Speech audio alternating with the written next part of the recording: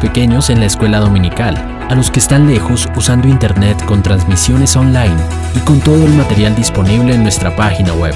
Predicamos el Evangelio en los diferentes grupos de estudio que se conforman en las casas de nuestros hermanos.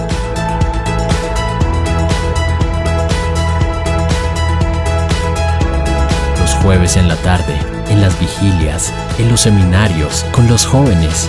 El Evangelio corre con cada actividad que nuestros hermanos, como miembros del cuerpo de Cristo, realizan dentro y fuera de nuestras instalaciones, con el único propósito de dar a conocer la voluntad de Dios a través de su palabra, que se hizo hombre y habitó entre nosotros y nos dio vida.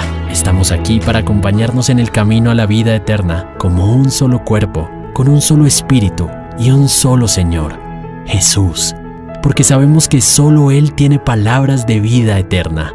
Bienvenido.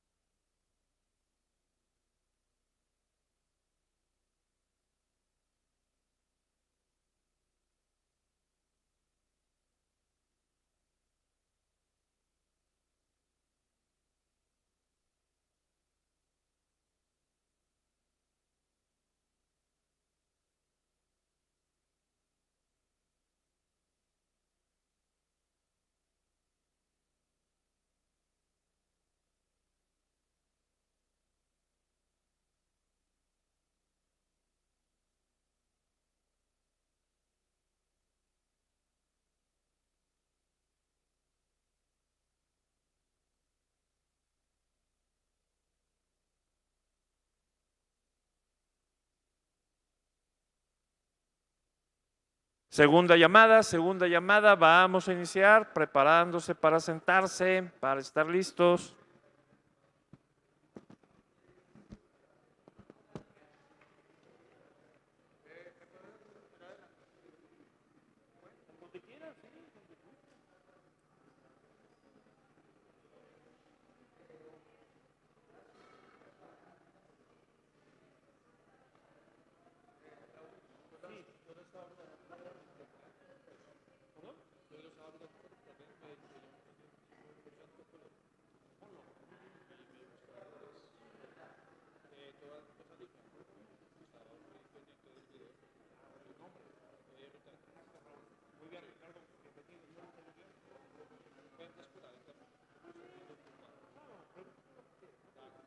Una pregunta, ¿sábado para los jóvenes? ¿Tres jornadas? No, para nosotros es por la tarde. Creo que es en las 5 o 6. Ah, solo. ¿Y en la mañana no hay Hasta donde yo sé, conmigo no. Ah, No me han avisado. solo por la tarde. Ah, ok.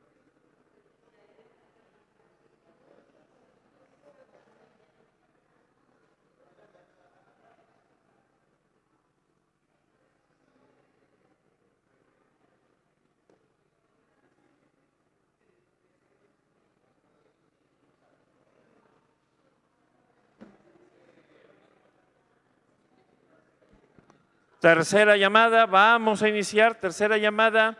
Me dice Vane que puede poner ahorita los Padres Nuestros que para que se escuchen bien con todo el sonido de la nave. Entonces vamos a poner el Padre Nuestro en hebreo, en arameo, en griego y en árabe para que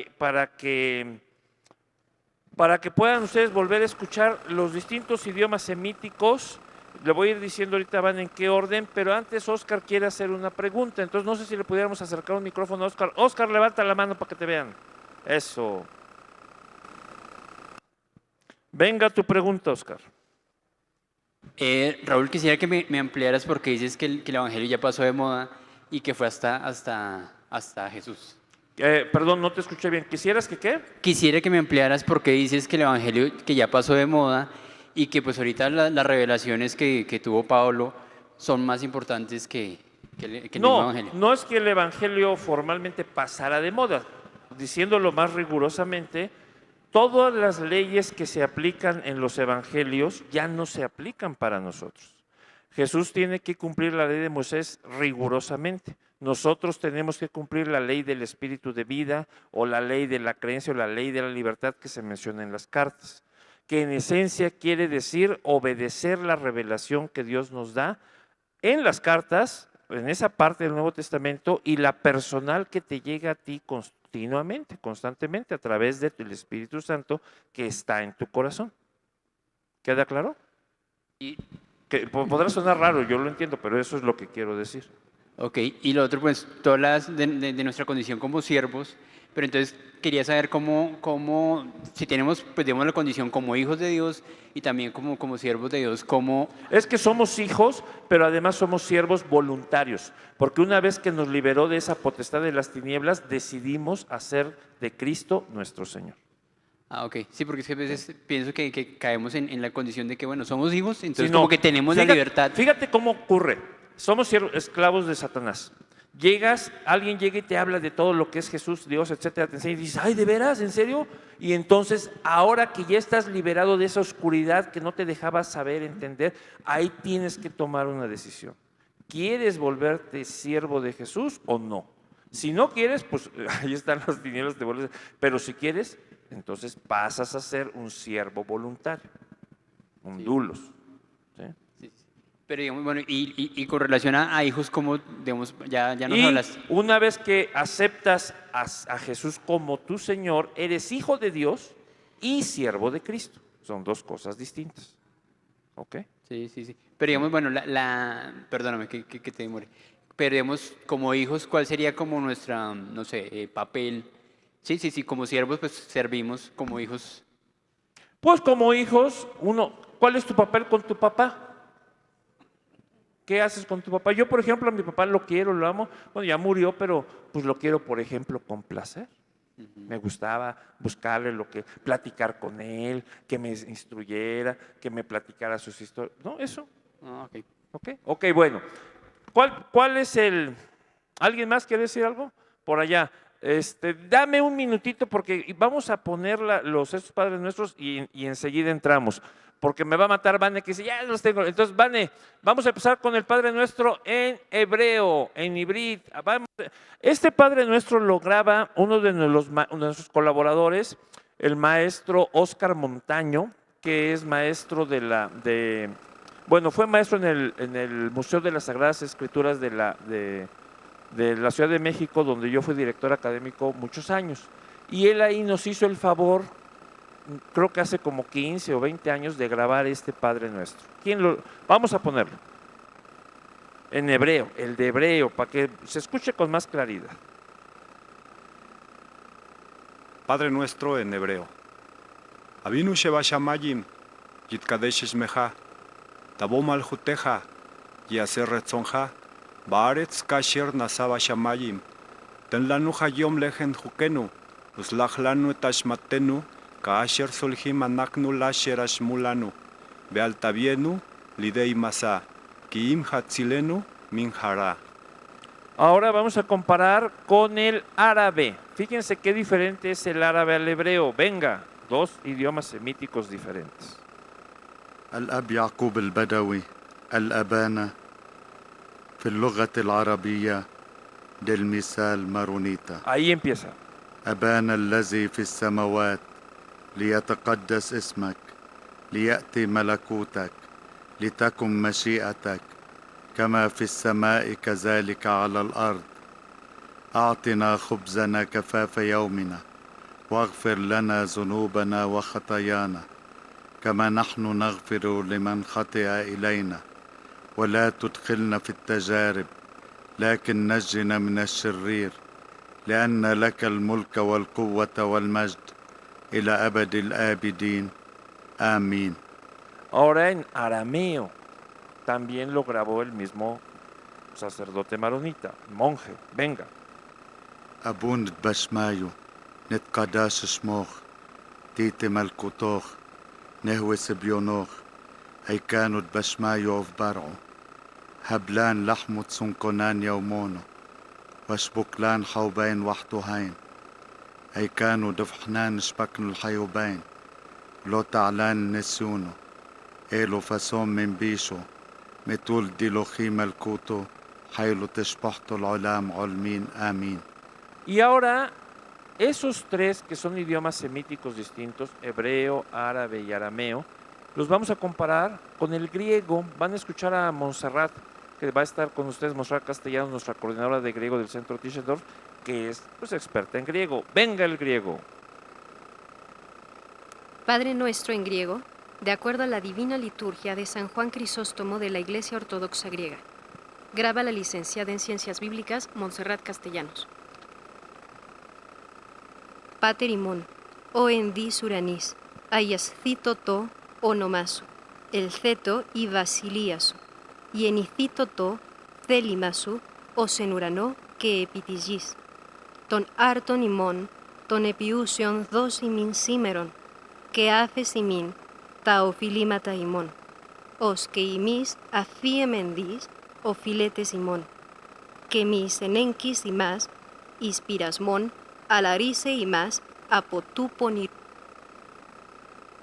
Hay 4 padres nuestros, qué diferentes suenan. La pregunta que estaba por ahí pendiente, escuchamos. Venga la pregunta.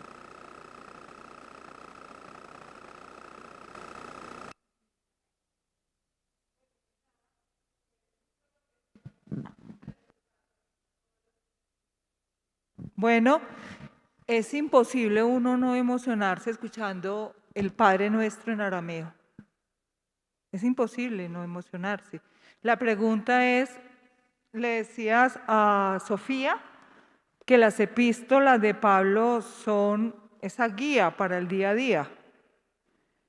Y la pregunta es... No solo las de Pablo, todas las cartas, ok, porque sí, yo todas decía, las cartas. somos renacidos en el Espíritu Santo y Juan ahí... Sí, no todas.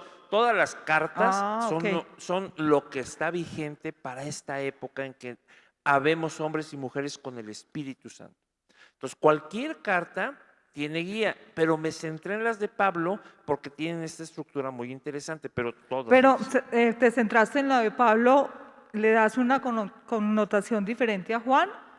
No. O sea, todos tienen, o sea, yo considero que todas son reveladas y que todas nos están indicando cosas vitales para vivirse y aplicarse el día de hoy. Muy bien, Todos. gracias. Muy bien. ¿Alguien más algo? ¿Nadie más? ¿Cómo? Ya se acabaron las preguntas. No, eso, Diego. Me haces recuperar la confianza en el ser humano. Cuando en el Nuevo Testamento se habla de las Escrituras, ¿no se está refiriendo solamente al Antiguo Testamento? Pues estaría muy difícil que el Nuevo Testamento se refiriera a cartas, por ejemplo, que todavía no se han escrito, ¿no? Bueno, lo digo por el comentario cuando dice toda escritura es inspirada por Dios, entonces no está hablando Pablo solamente del Antiguo Testamento. Eso es muy interesante. En mi opinión, sí estaba hablando Pablo del Antiguo Testamento, pero lo que yo también creo es que después, cuando ya se arma esa otra parte y queda como el Nuevo Testamento, la misma idea sigue vigente como idea, ¿no? Bullinger por eso se atreve a hacerlo así. ¿Alguien más? ¿Algo? Acá, acá tengo el micrófono para que no vengan corriendo. Si quieres, bueno, yo se lo iba a dar, pero... Si es que es un salón grande y tiene esas desventajas, pero... Venga. Retomando un poco lo que estaba diciendo el pastor Diego, al final de la carta de Segunda de Pedro, creo que es Segunda de Pedro 3, por ahí, él menciona las cartas de Pablo y ahí habla de las cartas de Pablo como escritura, dice que hay detalles tan difíciles de entender que los indoctos les dan otro significado diferente para que los hablar de otra indoctos y los inconstantes tuercen para su propia perdición. Exacto. La pregunta es porque pues no he podido revisar el texto original. ¿Sí se está refiriendo Pedro a las cartas de Pablo como escritura ahí? Qué bueno que tocas ese punto. Déjenme hablar un poquito, no lo tenía planeado, pero... A ver, vamos a poner la primera, mi querida Vane, para saber qué es lo que tengo que decir hoy y decido qué tanto me extiendo en lo que quiero decir ahorita. Cristo como logos de Dios, nada más. Bueno, la que sigue, sí, no es cualquier cosa. Bueno, lo bueno es que son 2 horas. Las ciencias bíblicas contemporáneas afirman que hay muchas cartas que no son de los autores que se supone que son. De hecho, a Pablo se le regatean muchas de esas cartas y hay autores, estoy pensando en Raymond Brown, por ejemplo, pero hay muchos autores que dicen que la verdad es que Pablo no escribió con seguridad más que Gálatas y ya. Las otras, quién sabe si sean de él, ¿no? En general, hay muchos autores que sí le aceptan 2, 3, 4, pero no conozco ningún autor de estos que son académicos en las universidades que diga, sí, todas son de Pablo. Y lo mismo pasa con Pedro. La segunda de Pedro evidentemente no es de Pedro. Si tú te lo crees, pues es un tonto, pero no, ¿no? Ahora, yo no puedo estar de acuerdo con esa postura, porque los argumentos que dan no me convencen. Yo quiero invitarlos a todos ustedes. ¿Qué es lo que les arrebató el cristianismo que ustedes conocieron? Lo que les quitó el cristianismo fue la capacidad crítica. ¿Ustedes creen, les enseñaron para su propia protección de los líderes que tuvieron salud, que no debían por ningún motivo juzgar? Y sin embargo la Escritura dice, son tan incapaces de juzgar esta pequeñez que no saben que van a juzgar a los ángeles. Y entonces uno dice, por fin, ¿sí debo juzgar o no debo juzgar? ¿No? Entonces, lo que no debemos hacer, lo que se nos prohíbe hacer en las Escrituras es por nuestra propia decisión, por nuestro criterio, otra vez, por nuestra ética que tenemos prohibido de tener, porque no debemos de comer del árbol del conocimiento de lo bueno y lo malo, sino que debemos de creer que lo bueno y lo malo es lo que Dios dice que es bueno y malo, no lo que yo pienso. Entonces, por eso yo no puedo emitir un juicio de condenación en el sentido de mandar a la cárcel o en el sentido de sacar a nadie. Yo no puedo hacer eso, lo tengo prohibido, porque eso lo hace Dios, se lo revela a la gente y al mismo que es además el responsable se lo va a decir, y eso es otra cosa. Pero eso no quiere decir que yo no pueda juzgar, opinar, pensar las cosas, tener una posición, defender esa posición, discutir sobre eso. Sí debo hacerlo. Se nos pide en las Escrituras que lo haga, ¿sí? Entonces, este famoso juicio, esta palabra, como muchas que vamos a ver, tienen el problema, como decía Marce ahora que estaba el primer día, de que se escriben igual, pero no quieren decir lo mismo. Y logos tiene el mismo asunto que vamos a entrar a ver en este instante. Pero antes de entrar a logos, tengo que regresar a lo que me quedó aquí pendiente, que era ¿qué? Sí, que Pedro se refiere a las cartas escritas por Pablo como escritura. Sí, pero dice que es escritura sagrada. Pues digamos que en el contexto que lo está usando, está hablándolo también, pues dentro de las traducciones que yo revisé de ese mismo texto, es que de las otras escrituras, o sea, parece que se estuviera refiriendo o dándole la misma connotación a la carta de inspirada que las palabras de los profetas. Tienes que entender que Pablo mismo escribe, y ustedes lo han leído, esto lo manda Dios, no yo. Esto lo opino yo, no Dios. Entonces, eso es muy importante. Estás viviendo una época en donde todos los apóstoles, los profetas, etcétera, acuérdense que hay más de 12 o 13 o 14 apóstoles. En el Nuevo Testamento se habla de otros hombres y mujeres a los que el griego les da el término de apóstol.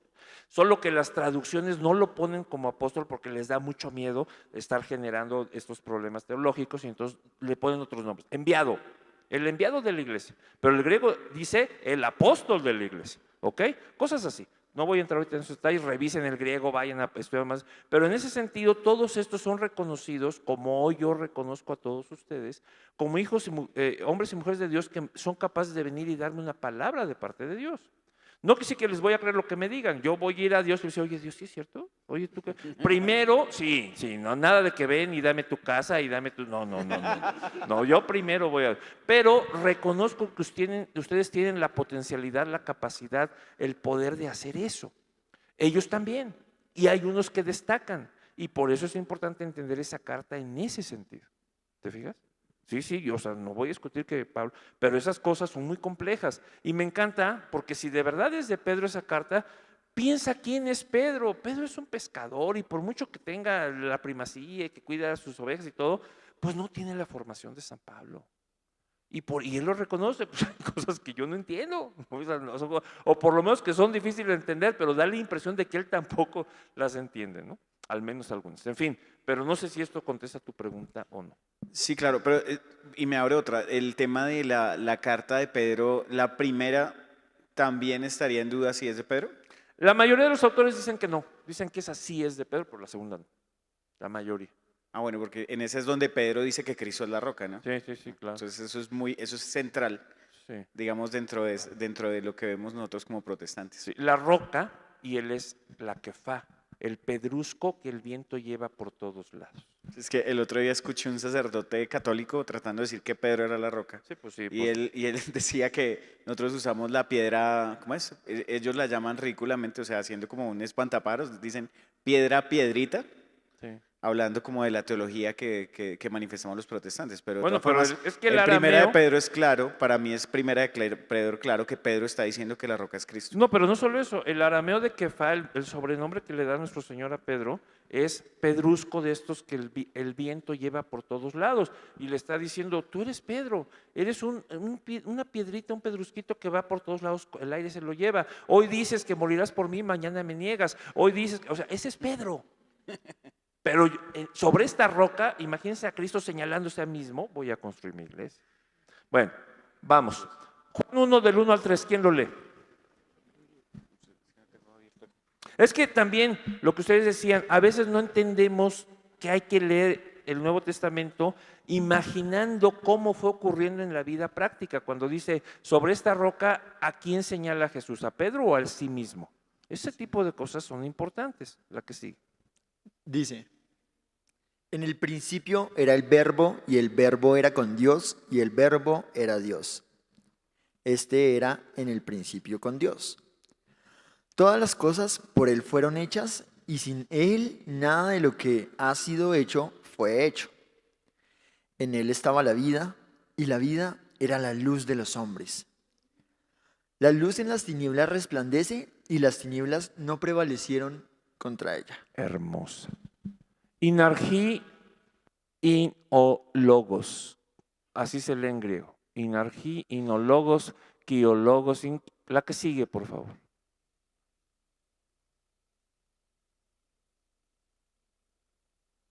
La filosofía, vamos al humanismo.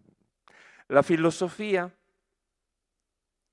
es muy antigua en la humanidad, pero no siempre existió la filosofía. Resulta que la filosofía tiene una fecha de nacimiento y un lugar en el mundo donde surgió.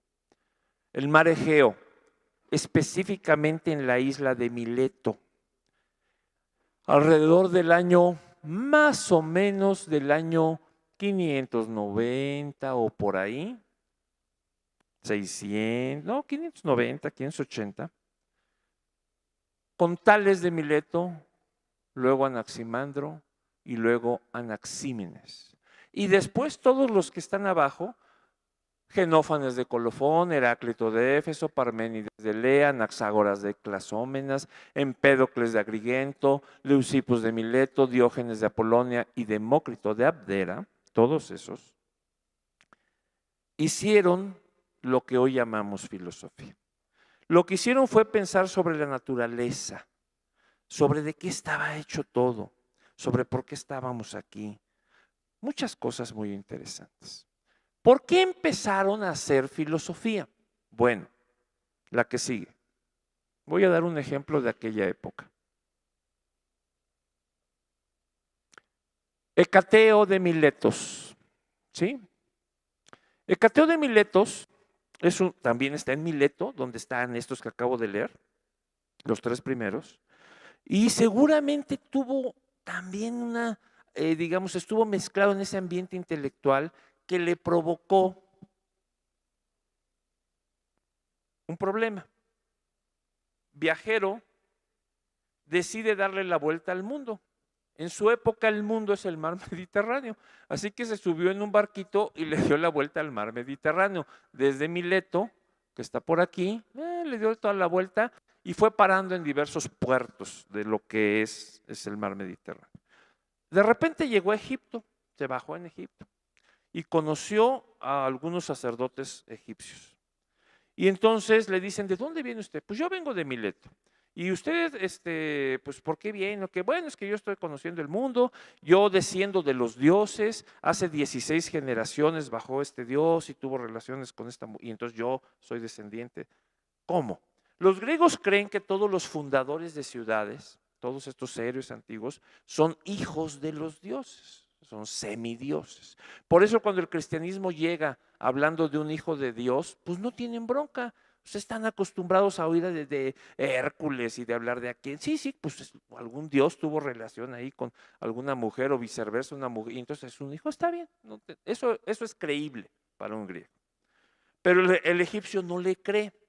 Hace 16 generaciones había dioses en la tierra, no, hasta usted loco, mire, venga, y lo mete a un cuartito en el templo y le muestra que hay más de 365 figuritas de barro ahí, y le dice, cada vez que un sumo sacerdote se muere y el cargo es vitalicio, hacemos una figurita para recordarlo y la ponemos aquí.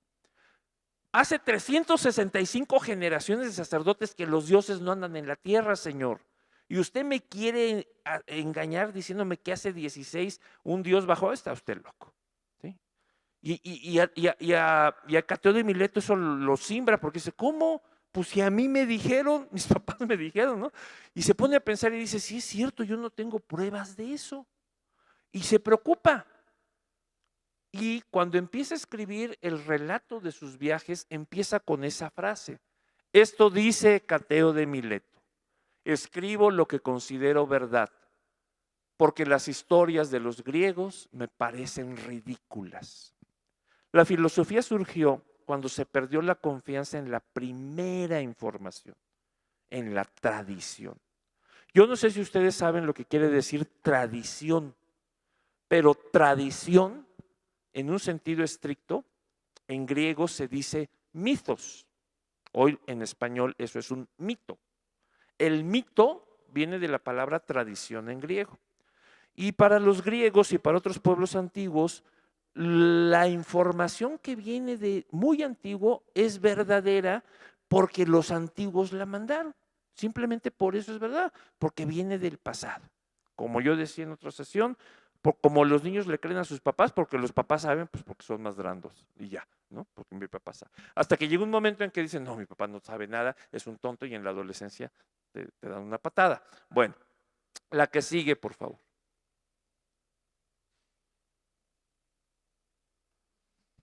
Todos estos filósofos que siguen el camino de este logógrafo, llamado Hecateo de Mileto, pensaron sobre muchas cosas. Uno de ellos que me interesa mucho es Heráclito el Obscuro. Tenemos muy poquitos fragmentos de su obra, casi nada. Pero la gente de su época decía que lo que escribía y cómo hablaba era muy, como acabamos de escuchar allá, muy difícil de entender. Por eso le pusieron el mote del oscuro. ¿Quién sabe qué quiere decir? Y Heráclito el Oscuro está muy interesado en entender cómo está hecho el universo, el cosmos, el mundo, pero lo que le interesa particularmente es un término que él empieza a usar y que se va a volver fundamental en la filosofía griega, logos. Viviendo en Éfeso, él habla de logos como un principio generador, como un principio rector, como una estructura del cosmos, nadie sabe. Uno de nuestros profesores en México, por ejemplo, el profesor Hughes, que ya murió de la UNAM, decía, yo escucho a ustedes los cristianos que llegan y hablan de logos con la mano en la cintura cualquier domingo, y yo me he pasado semanas sin dormir por saber qué quería decir Heráclito con ese término, ¿no? Un filósofo. Porque no es fácil saber qué quería decir cada uno de estos filósofos con el término logos. Esto es lo primero. Pero eso es, sin lugar a dudas, la causa de que Juan empiece el Evangelio así. Porque en la ciudad en la que está escribiendo, se llevan 500 años discutiendo entre todos los pensadores de esa ciudad sobre logos. ¿Hecho? Eso es lo primero que deben saber. Lo segundo, ¿qué quiere decir en griego logos? O que quién sabe qué lo habrá querido decir Heráclito. Pero ¿qué quiere decir en griego en logos? En todo lo que hoy ya podemos. Plan, tratado, proyecto, estructura, pero una estructura racional, lógica. Eso es lo que quiere decir en griego logos. Si ustedes hacen, ¿me das la anterior, la primerita?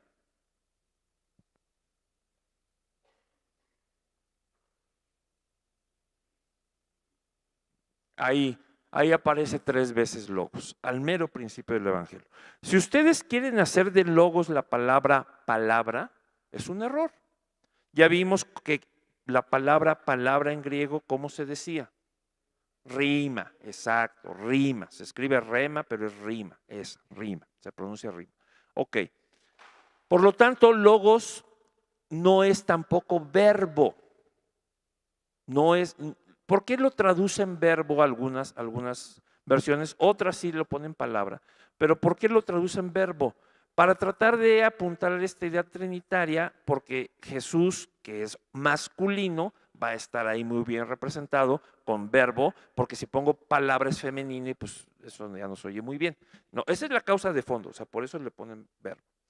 Pero ninguna de estas explicaciones es tan válida como algo que es un hecho del texto. Vamos a estudiarlo esto con cuidado. Vamos 2 o 3 adelante, porque aquí nada más quería que vieran dónde está logos. Otra más y otra más y otra más. Ah, bueno, atrás, aquí atrásito.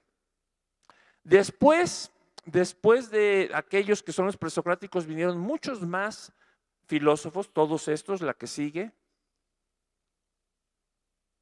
Y luego los primeros escritores cristianos que están escribiendo después, digamos, que escriben el Nuevo Testamento, como Basílides, Carpócrates, Arístides, Justino, Valentino, Tasiano, Marción, Heracleón, Montano, Melitón, Dionisio, Ptolomeo, Teófilo, Atenágoras, Marcos e Ireneo, todos estos ya escribieron o están escribiendo alrededor del año 150 después de Cristo.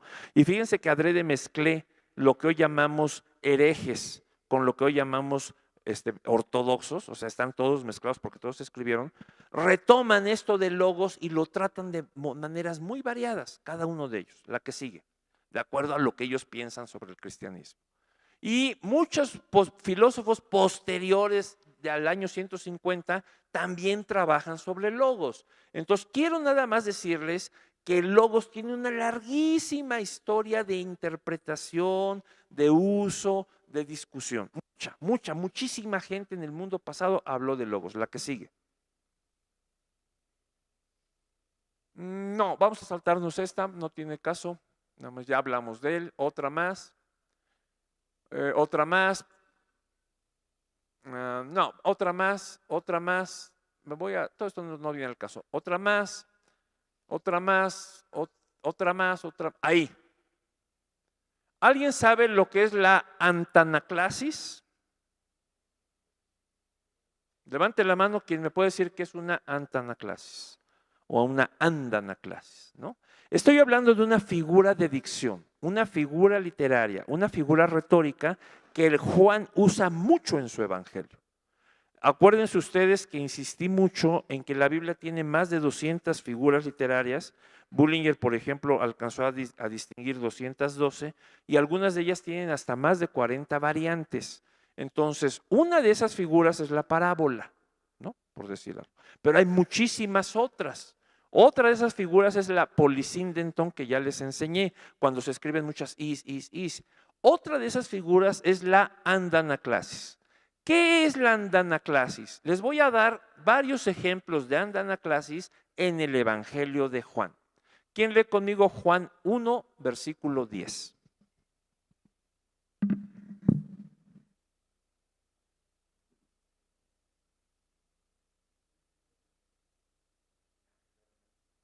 En el mundo estaba y el mundo por él fue hecho, pero el mundo no le conoció.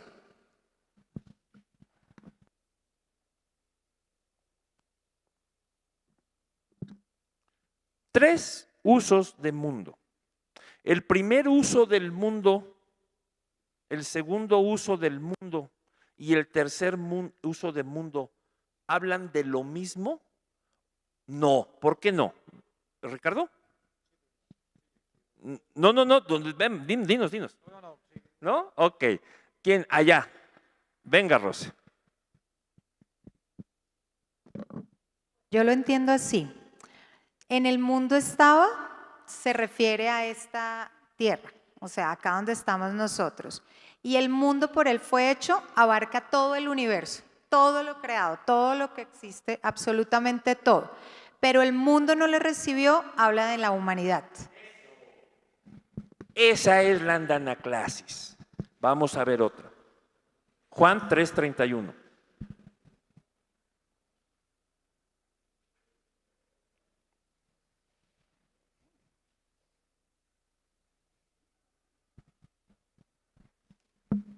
¿Quién quiere? Hay que levantar la mano quien quiera leer Juan 3. Eso, Rosy. Acá por acá van. Bueno, ahorita te lo paso yo ahorita que en la que sé. Ah, sí, perfecto, venga. Pobrecita, yo te ayudo acá, mijo, porque... Dice, el que arriba viene es sobre todos, el que es de la tierra es terrenal, y cosas terrenales habla. El que viene del cielo es sobre todos. Sí, perdón, ya no escuché, pero a ver, Juan 4, 13 y 14, porque me distrae. Juan 4, 13 y 14.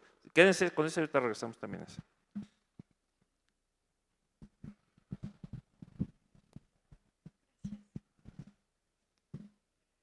Respondió Jesús y le dijo, cualquiera que bebiere de esta agua volverá a tener sed, mas el que bebiere del agua que yo le daré no tendrá sed jamás, sino que el agua que yo le daré será en él una fuente de agua que salte para vida eterna. ¿La primera agua y la siguiente agua son la misma agua? Bueno, la andanaclasis es esta figura literaria. Se utiliza la misma palabra muy seguidito en el texto con diversos sentidos. La gran pregunta que tenemos ahorita en este instante, Juan usa muchísimo la andanaclasis. En Juan 1, versículo 1, ¿tengo una andanaclasis o tengo un sentido literal? Cada logos que está ahí se refiere a una cosa diferente o los tres logos quieren decir lo mismo. Esa es la primera pregunta que un investigador bíblico, ¿por qué haces así, mi queridísimo? Ahora acabas de descubrir que el escritor del Evangelio no escribe así, que cada vez que repite la palabra pegadita, lo que hace es hacer una andanaclasis porque a Juan le gusta hacer eso o porque Dios se le reveló, no sé, pero así escribe Juan su Evangelio. Cuando repite la misma palabra pegada, a cada una le da un sentido diferente. Eso es parte del arte retórico, del arte de hablar y escribir. ¿Hecho? Por lo tanto, tenemos que entender bien qué está diciendo y a qué se refiere cada logos ahí. ¿Están de acuerdo? Inargio logos. Lo voy a traducir tal y como lee el griego, como lo habría leído un griego al que le hubiera llegado el Evangelio de Juan en Éfeso en esa época. En el inicio, y se entiende que puede ser el inicio de toda la creación o el inicio del cristianismo, o sea, pero por todo el contexto sabemos que es el inicio de todo, de toda la creación, de todo. Inargí, adrede Juan usa el mismo modelo de Génesis. ¿Perdón? Ajá, que está en la Septuaginta, Inargí. Sí, ¿alguien le puede pasar el micrófono a mi querida Jamie? ¿O para quién es? ¿Quién quiere? Porque me hicieron así. Para Diego. Venga, Diego. No, solamente era que, como estamos hablando de que está ocurriendo en Éfeso, el lugar de la filosofía de los griegos, pues ese es el problema que han tratado los griegos, ¿no? El arque, el arge o el arche. ¿Cuál es el principio de todo? Noten cómo Juan está escribiendo su evangelio para ese pueblo tan culto de esa ciudad que lleva 500 años estudiando eso. No es casual. Por eso Marcos escribe su evangelio como lo escribe, porque es para los romanos. Y por eso Lucas escribe eso. O sea, hay un motivo claro por el cual cada evangelista escribe de cierta manera, porque tiene un público a quien lo dirige. Y por eso Mateo escribe con ese inicio. ¿Se acuérdense cuál es el inicio de Mateo? ¿Cuál es? El Echtoldot. Estas son las generaciones. bien judío, bien hebreo, como las otras 13 del Antiguo Testamento hasta llegar al Mesías. Eso está clarísimo, lo vimos hace rato. Bueno, en el principio, en ese enarjí de la Septuaginta, era el plan, estaba el proyecto. Y uno dice, ¿cuál plan? ¿Cuál proyecto? Y el proyecto estaba pros tu theon, y el proyecto estaba enfrente de Dios. ¿Sí? Como cuando tenemos así cara a cara, así estaba, cara a cara. Y el proyecto era Dios. Vamos a ponerlo mejor, quitheos in o logos, y Dios estaba en el plan, y Dios estaba en el proyecto. ¿Cuál proyecto? El proyecto de la salvación, el plan de salvación. En el principio ese plan surgió. Por ese plan se ha hecho todo. Por ese plan, eso es lo que está diciendo en griego Juan. Dejen el verbo, quiten. Por supuesto, dice Juan, en un momento específico, ese proyecto, ese plan se volvió carne, se volvió un hombre, es Cristo. Pero no como normalmente lo entendemos. Porque el proyecto es muchas cosas. Nosotros somos parte de ese logos. Espero que les quede claro. Somos parte de ese proyecto. Como cuerpo de Cristo seguimos haciendo lo que... Hasta aquí me detengo y quiero que lo piensen y me hagan preguntas porque no quiero avanzar quedando dudas. Venga.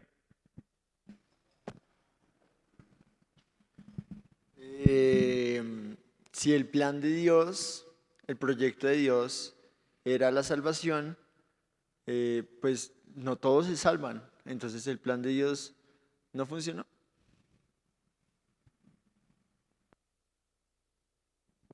¿Dios quiere que todos se salven? Pues dice Juan 6 que la voluntad de Él es que nadie se pierda y que todos... Exacto. ¿De quién depende? Pues de cada uno de nosotros. ¿Y entonces no funciona o yo no quiero? Bueno, yo hago una réplica a lo siguiente. Hay un versículo que no recuerdo dónde está, pues en Apocalipsis, que, bueno, hay un versículo que está en Apocalipsis, no recuerdo dónde está, pero más o menos dice que, y aquellos que recibieron la marca de la bestia y fueron predestinados antes de la fundación del mundo. Proorizo. En ningún lugar de la Escritura se dice que Dios haya predestinado a nadie para morirse o para perderse, pero sí se dice que Dios predestinó a algunos para ser salvos. Eso sí. ¿Queda claro esto? ¿Todos lo tienen claro? Díganme entonces, quiero ahorita que me lean, espérenme 3 minutitos, quiero ahorita que me lean los versículos donde diga que Dios predestinó para perdición a fulano, sutano y mengano. Porque hay uno parecido que podría ser, pero quiero que lo encuentren y me lo digan. No sé dónde está en la Biblia, pero algo leí donde dice que Él hizo vasos para la maldición y otros vasos para... Tampoco. Dice Pablo, hay unos vasos que son de madera que puedes usar en el baño y hay otros de oro que se usan en la mesa de los reyes. Tú escoges qué tipo de instrumento quieres ser, ¿no? Ahí están, atrás, ¿quién fue? ¿Quién levantó? Yo. Bueno, alguien ya tiene el micrófono. ¿Quién? Venga. Que somos predestinados a través de Cristo. Muy bien. ¿Cuál es la palabra griega para predestinación? ¿Se acuerdan? Ya la mencioné hace tiempo. ¿No se acuerdan? Proorizo. Proorizo, les dije que tenía que ver con horizonte, con marcar límites, ¿se acuerdan? Esa es la palabra, proorizo. Ok, ¿alguien más? ¿Había más preguntas? Con Rosy, ¿quiere una acá de este lado? ¿Otra? Sí, esperamos. No me quedó claro donde dice que Dios predestinó a algunos para ser salvos, ¿no? Se supone que la salvación es para todos. Entonces ahí pensaría que, como el Señor nos regaló la voluntad, pensaría que nosotros somos los que tomamos esa decisión. No solo, si Dios quiere que todos se salven, ¿cómo va a predestinar a algunos para perderse? Eso es absurdo, eso es loco. Por eso les pido que me den los versículos, mi querido Ricardo, donde dice eso, porque eso sería una contracción. Si Dios quiere que todos se salven, entonces ¿cómo va a predestinarnos para que se pierdan? ¿Cómo va a predestinar eso? Bueno, pero yo creo lo siguiente. Cuando uno, por ejemplo, ve lo que sucedió con Judas, el que traicionó a Jesús, ¿sí? ¿Por qué terminó traicionando? O sea, alguien tiene que hacer el trabajo sucio. Te voy a decir algo que no te va a gustar. Bueno, ahorita voy para allá. Pero dice, y de estos nadie se me perdió. No que se perdiera en el sentido que es de no. De todos los que me diste no perdí a ninguno. Lo que implica que podría haber perdido alguno. Fíjense qué interesante la forma en que Cristo habla. Se podrán, pero yo los cuidé también que nada más el que se tenía que perder a fuerza, el que tenía que perder el camino, lo perdió, pero porque era parte del logos, del plan. Vamos a seguir haciendo preguntas y ahorita regreso acá. ¿Sí? Atrás está Rosy.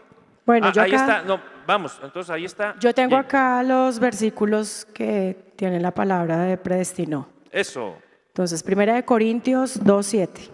Mas hablamos sabiduría de Dios en misterio, la sabiduría oculta, la cual Dios predestinó antes de los siglos para nuestra gloria.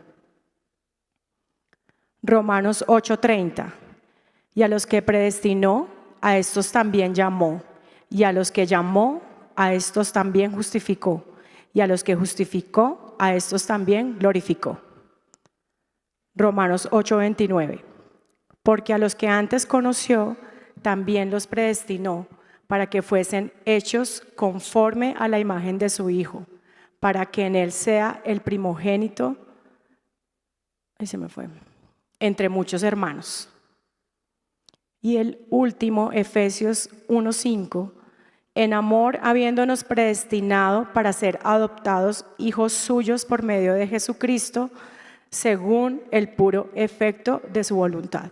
Predestinados para ser hechos, tal cual que ya lo estudiamos, que es para hacernos, no adoptados, según el puro afecto de su voluntad. ¿No hay más con prorizo?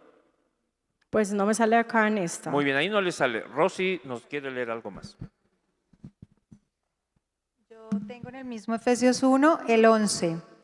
En él, asimismo, tuvimos herencia, habiendo sido predestinados conforme al propósito del que hace todas las cosas según el designio de su voluntad. ¿Qué es predestinación?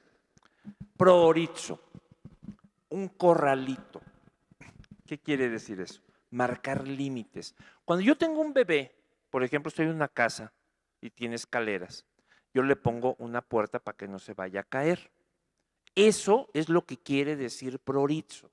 Poner un límite, un cercado, una valla, para que no se vaya a ir más lejos de donde debe irse. Esa es la idea griega de prorizo. Por supuesto, yo entiendo que luego llegó a toda esta carga teológica de muchos siglos, de que está predestinado. No, sería una mejor traducción protegido.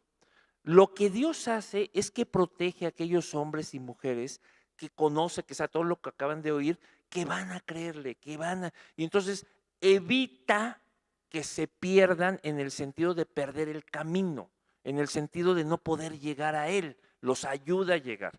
Pero hay otros a los que no les pone esa protección, eso también es claro. La pregunta es ¿por qué? Si él quiere que todos se salven. Y los teólogos han discutido mucho, sí, porque de todas maneras él sabe que es un esfuerzo perdido, sí, porque en el fondo cree él que, o sea, no sé, ahí sí es toda una discusión que pueden leer. Pero en el sentido griego, predestinación es una limitación que nos puso a todos ustedes que están aquí para que no fuéramos a ir más lejos de donde debían. Y si ahora ustedes me hacen el favor de recordar su vida, se van a dar cuenta que a lo largo de su vida siempre hubo ciertos momentos donde algo les estorbó para ir a cierto fin. Van a decir, sí, le pasa a todos los seres humanos. Bueno, tal vez, a ver, me piden.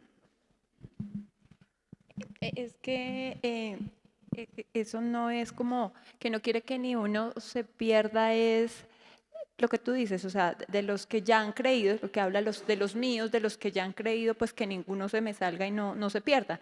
No es que esté hablando de los de fuera en general, o sea, como que ninguno de la humanidad se pierda porque pues es una decisión, sino de los míos, porque Jesús decía, no, de los que me diste. Nos puso una protección y el único que se le fue, Cristo le prometió un trono y por eso Judas se arrepiente.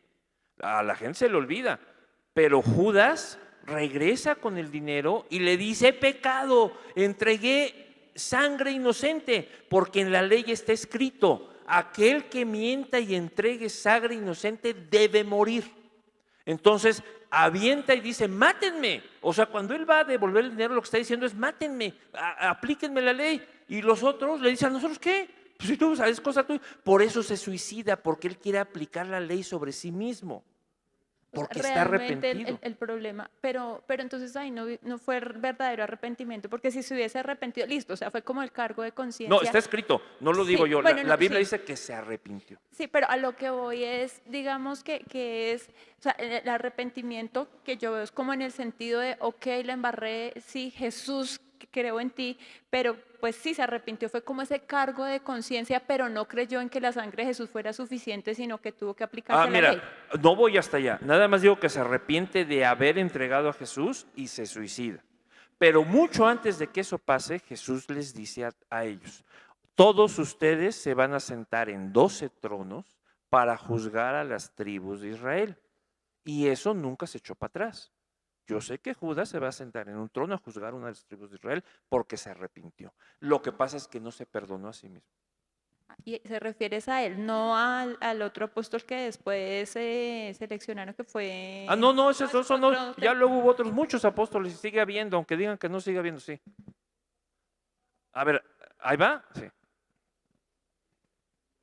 Ya ven, salen demasiados temas y no puedo avanzar, pero ni modo. Vamos a ver hasta dónde llegamos. Sí, pero piénsenlo y sigan pensando y sigan preguntando. Vamos a seguir, vamos a seguir. En línea con lo que estás. ¿Cuál es? ¿Perdón? Perdóname que te interrumpí. Porque de lo que se trata es de que conozcan todo lo que se ha avanzado en estos últimos, o sea, ¿qué se está discutiendo hoy? ¿Qué saben todas las ciencias bíblicas? ¿Qué están haciendo los teólogos de hoy? Voy a terminar el curso mostrándoles todos los nuevos teólogos que están proponiendo, que están publicando, cosas que no han llegado al español. Todo eso quiero que lo conozcan. Me surgió la duda en línea con lo que le estabas explicando a Yami de Judas. ¿Qué pasa con Poncio Pilato? Porque Poncio Pilato tiene también un protagonismo sumamente importante en la crucifixión de Cristo. Su mujer recibe evidentemente una revelación. Exacto. Dice: yo he sufrido mucho, por favor no tengas nada que ver con este Judas. Y él trata de evitarlo. Dice: órale, ¿sí? Y entonces él mismo se descarga y dice: yo no tengo nada que ver, ¿no? Allá arréglense ustedes. La Escritura no le echa la culpa a Poncio Pilatos, sino a los judíos que lo crucifican, ¿no? Sí se sabe, históricamente sabemos qué pasó con él. Cae en desgracia, lo defenestran de sus puestos, se va a otro lado y se muere, no me acuerdo si asesinó, no me acuerdo, pero sí, la historia de Poncio Pilato está conservada en los anales romanos. Sí, pero le fue mal, o sea, la verdad es que le fue mal después. Sí. Yo tengo una pregunta. Ayer hablábamos de, por ejemplo, esto del cataclismo, todo lo que pasó después de que hubo esta revolución en el cielo y todo, y pensaba... o sea, lo que vino a hacer Jesús tal vez no es más grande que solo la salvación del hombre, o sea, también no tiene que ver con todo esto que estaba pasando, esta guerra que hay detrás, o sea, es que... Todavía no, vamos a tener que ver. Acuérdate que en Apocalipsis Jesús con sus santos van a luchar contra estos seres espirituales malignos que han conquistado la tierra, ¿te acuerdas? Pero ya lo estamos haciendo, ¿no? Todavía no. ¿O a poco ya vino Jesús? ¿Ya estás con Jesús? No, pero es que él dice que el reino de los cielos está en guerra ya y que los violentos son los que lo arrebatan. El reino sigue en guerra. Ahorita todos estamos, el rey se murió, lo asesinaron, se lo llevó Dios al cielo. Ahorita no está en la tierra. Ese reino no está ahorita. Está en suspenso, dicen algunos teólogos. No hay reino ahorita. Solo hay algunos embajadores, como tú y yo, que podemos hacer cosas de parte del rey que está por allá hasta que regrese. ¿Sí? Otra vez nos hizo lo mismo que Israel. Israel sigue esperando a su Mesías del aquel reino, nosotros también, ¿ok? Por algún motivo muy interesante, Dios necesita que la humanidad, ya sea la Iglesia de Gracia o Israel, siga esperando ese reino. Está bien, pero sí se nos dice que vamos a regresar en una cuestión de lucha con cuerpos espirituales. Eso está escrito así. Podemos no creerlo, pero así está escrito. Sí. Acá me querían preguntar. Sí. Bueno, pero bueno, ahí aquí lo tengo. Bueno, digamos que el caso de Judas me llama mucho la atención de la afirmación que haces que se va a sentar, porque, bueno, si bien en la escritura no quedó registrado que Jesús le haya quitado, de todas formas, sabemos que Jesús dijo muchas otras cosas que no quedaron. Te voy a las hacer que una quedaron pregunta escritas. sencilla, porque yo sé que tienes mucha teología sobre Judas, pero fíjate la pregunta tan simple de niño, como hay que acercarse a veces a Dios. ¿Dios perdona a los que se arrepienten? Sí. ¿Dice la Escritura que Judas se arrepintió? Pero es que sin fe es imposible agradar a Dios. Nada más te digo, ¿dice la Escritura que Judas se arrepintió? En el original, contéstame, no sé. contéstame. En el original, no sé, en las traducciones normalmente muestra es que siente... Bueno, lean, ¿alguien me puede leer el versículo a ver si dice que sí o que no? Y arrepentido fue y devolvió las monedas. Ahora, no sigas más, no pienses en tu teología. Me acabas de hacer... Estoy pensando en Hebreos, pero es por eso. Por eso, pero tampoco piensa en Hebreos porque a Judas no se le aplica. No se trata de agradar a Dios. Él está arrepentido de lo que hizo, que fue entregar a Jesús. Hasta ahí. Y durante todo el ministerio de Jesús estuvo con él y se expulsó demonios, hizo milagros, todo eso también lo hizo Judas. ¿Estamos de acuerdo? Y Jesús le hizo promesas. Y al final le dice, lo que vas a hacer, hazlo más rápido. Entonces, ¿en qué sentido dice Jesús, de los que me diste mi mano, ninguno fue arrebatado, sino el hijo de perdición?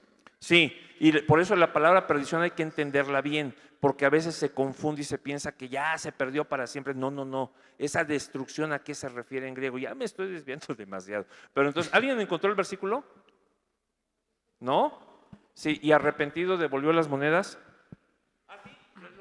Perdón, déjame solo un segundo. Mateo 27:3. Entonces Judas, el que le había entregado, viendo que era condenado, devolvió arrepentido las 30 piezas de plata a los principales sacerdotes y a los ancianos. Pidió su castigo. Bueno, pero bueno, yo que tú no siguiente. Ustedes, bueno, lo digo como ustedes, ¿no? Porque pues yo no me considero cristiano, no soy agnóstico. Ustedes hablan de que Dios es omnisciente, omnipresente, ¿sí? Él lo conoce todo, Él conoce el principio y el fin de las cosas. Él desde un principio sabía quién se pierde y quién no. ¿Sí? Yo entiendo que tú hayas eso, pero lo que voy a decir en otras sesiones es que mucha gente ya no dice eso así, porque ahora que hemos estudiado más la Biblia, vemos que Dios se sorprende, que hay cosas que Dios no espera, hemos descubierto que hay una nueva física, hay muchas cosas que tengo que decir, pero estoy de acuerdo. En ciertas versiones muy clásicas del cristianismo hablamos de un Dios omnipotente que todo lo sabe y todo lo hace. Yo sé una sola cosa que Dios no hace, pero hay muchas más que podría decir. Él no obliga a nadie a nada. Tú dirás, pero no es porque no pueda, es porque no quiere. ¿Ah, sí? ¿Estás seguro? Y bueno, sí, pero más allá, o sea, claro, ustedes pues traen a la mesa cómo, según las escrituras, unos se salvan y otros no, que porque pidieron perdón y otros no. Bueno, pero trayéndolo a la escena real de la vida, mucha gente que no pertenece al cristianismo, ¿sí? O mucha gente que no, pues no tiene nada que ver con la religión ni nada. Pues son actores de distintas cuestiones de la vida, pues la guerra, los conflictos, todo.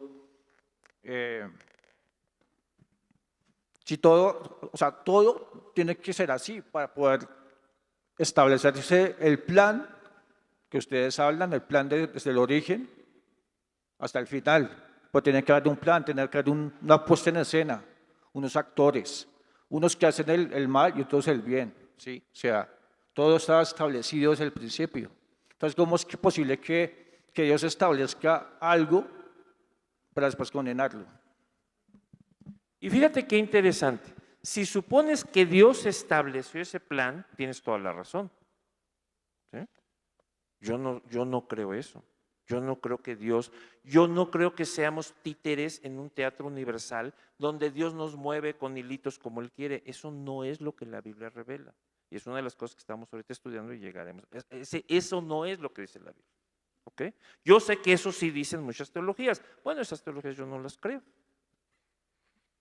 En realidad Dios está metido en este embrollo igual que nosotros y ya verás cómo. Pero tienes que quedarte hasta un par de sesiones más. Ajá. Raúl, pues yo veo en Efesios, en el capítulo 1, más que las personas sean, se me fue el término, ¿pero qué? Predestinadas, es que está predestinado es el camino. Que está predestinado es que por medio de Jesús es que viene la salvación. O sea, más que predestinado, hay un solo camino para llegar a Dios. A eso es a lo que me refiero, porque digamos como que veo que estamos aquí como, o bueno, como el compañero que nos visita. Bueno, pero como que él está diciendo, o sea, o estamos diciendo como que no, que el hombre, unos sí y otros no, y que Dios lo escogió así, no, sino lo que Dios colocó predestinó fue el camino, o sea, que por medio de Jesús viniera la salvación. Déjame corregir, porque siempre cuando uno usa una palabra que no va ahí, empiezan las desviaciones, ¿no? Entonces vamos con mucho cuidado. Dios, si tú dices que predestinó dentro del plan, ok, pero vamos a mejor, es una palabra que sí usa la Biblia. Dios estableció un camino que puede llevarnos a restablecer la comunión con Él, o sea, a recibir, que es hacer de Jesús nuestro Señor. ¿Sí? Creer que Dios lo resucitó entre los muertos, que venció a la muerte, que es una nueva naturaleza, todo eso. Entonces, si creemos eso, es el único camino que hay ahorita. Había otro camino en el Antiguo Testamento, hacer la ley de Moisés. No es que te restableciera realmente pero era lo que Dios te decía, esto es lo más que puedes hacer, ¿no? Sí, entonces veo eso, digamos, entonces estableció el camino y el camino es por medio de Jesús. Entonces digamos como que ya el hombre toma la decisión si lo toma o no lo toma. Entonces no es como que Dios haya escogido unos sí y otros no, sino que cada uno tomamos la decisión. Pero lo que sí dice la Escritura, y no podemos obviarlo, porque aunque no lo entendamos está ahí escrito, es que predestina a algunos, no para condenación, que es otra palabra que no es, sino para salvación. Y esa predestinación es que los va protegiendo, les pone límites para que puedan llegar a ese camino. Eso es lo que sí hace Dios. Nos ayuda a llegar a creer en Cristo. ¿Ok? Pues no, bueno, ahí no sé cómo tan de acuerdo, pero... Ah, bueno, ok, pero sí queda claro lo que digo. No quiero que estés de acuerdo conmigo, quiero que quede claro lo que sí. Ok. Sí, no, imagínate que yo quisiera que estuvieran de acuerdo.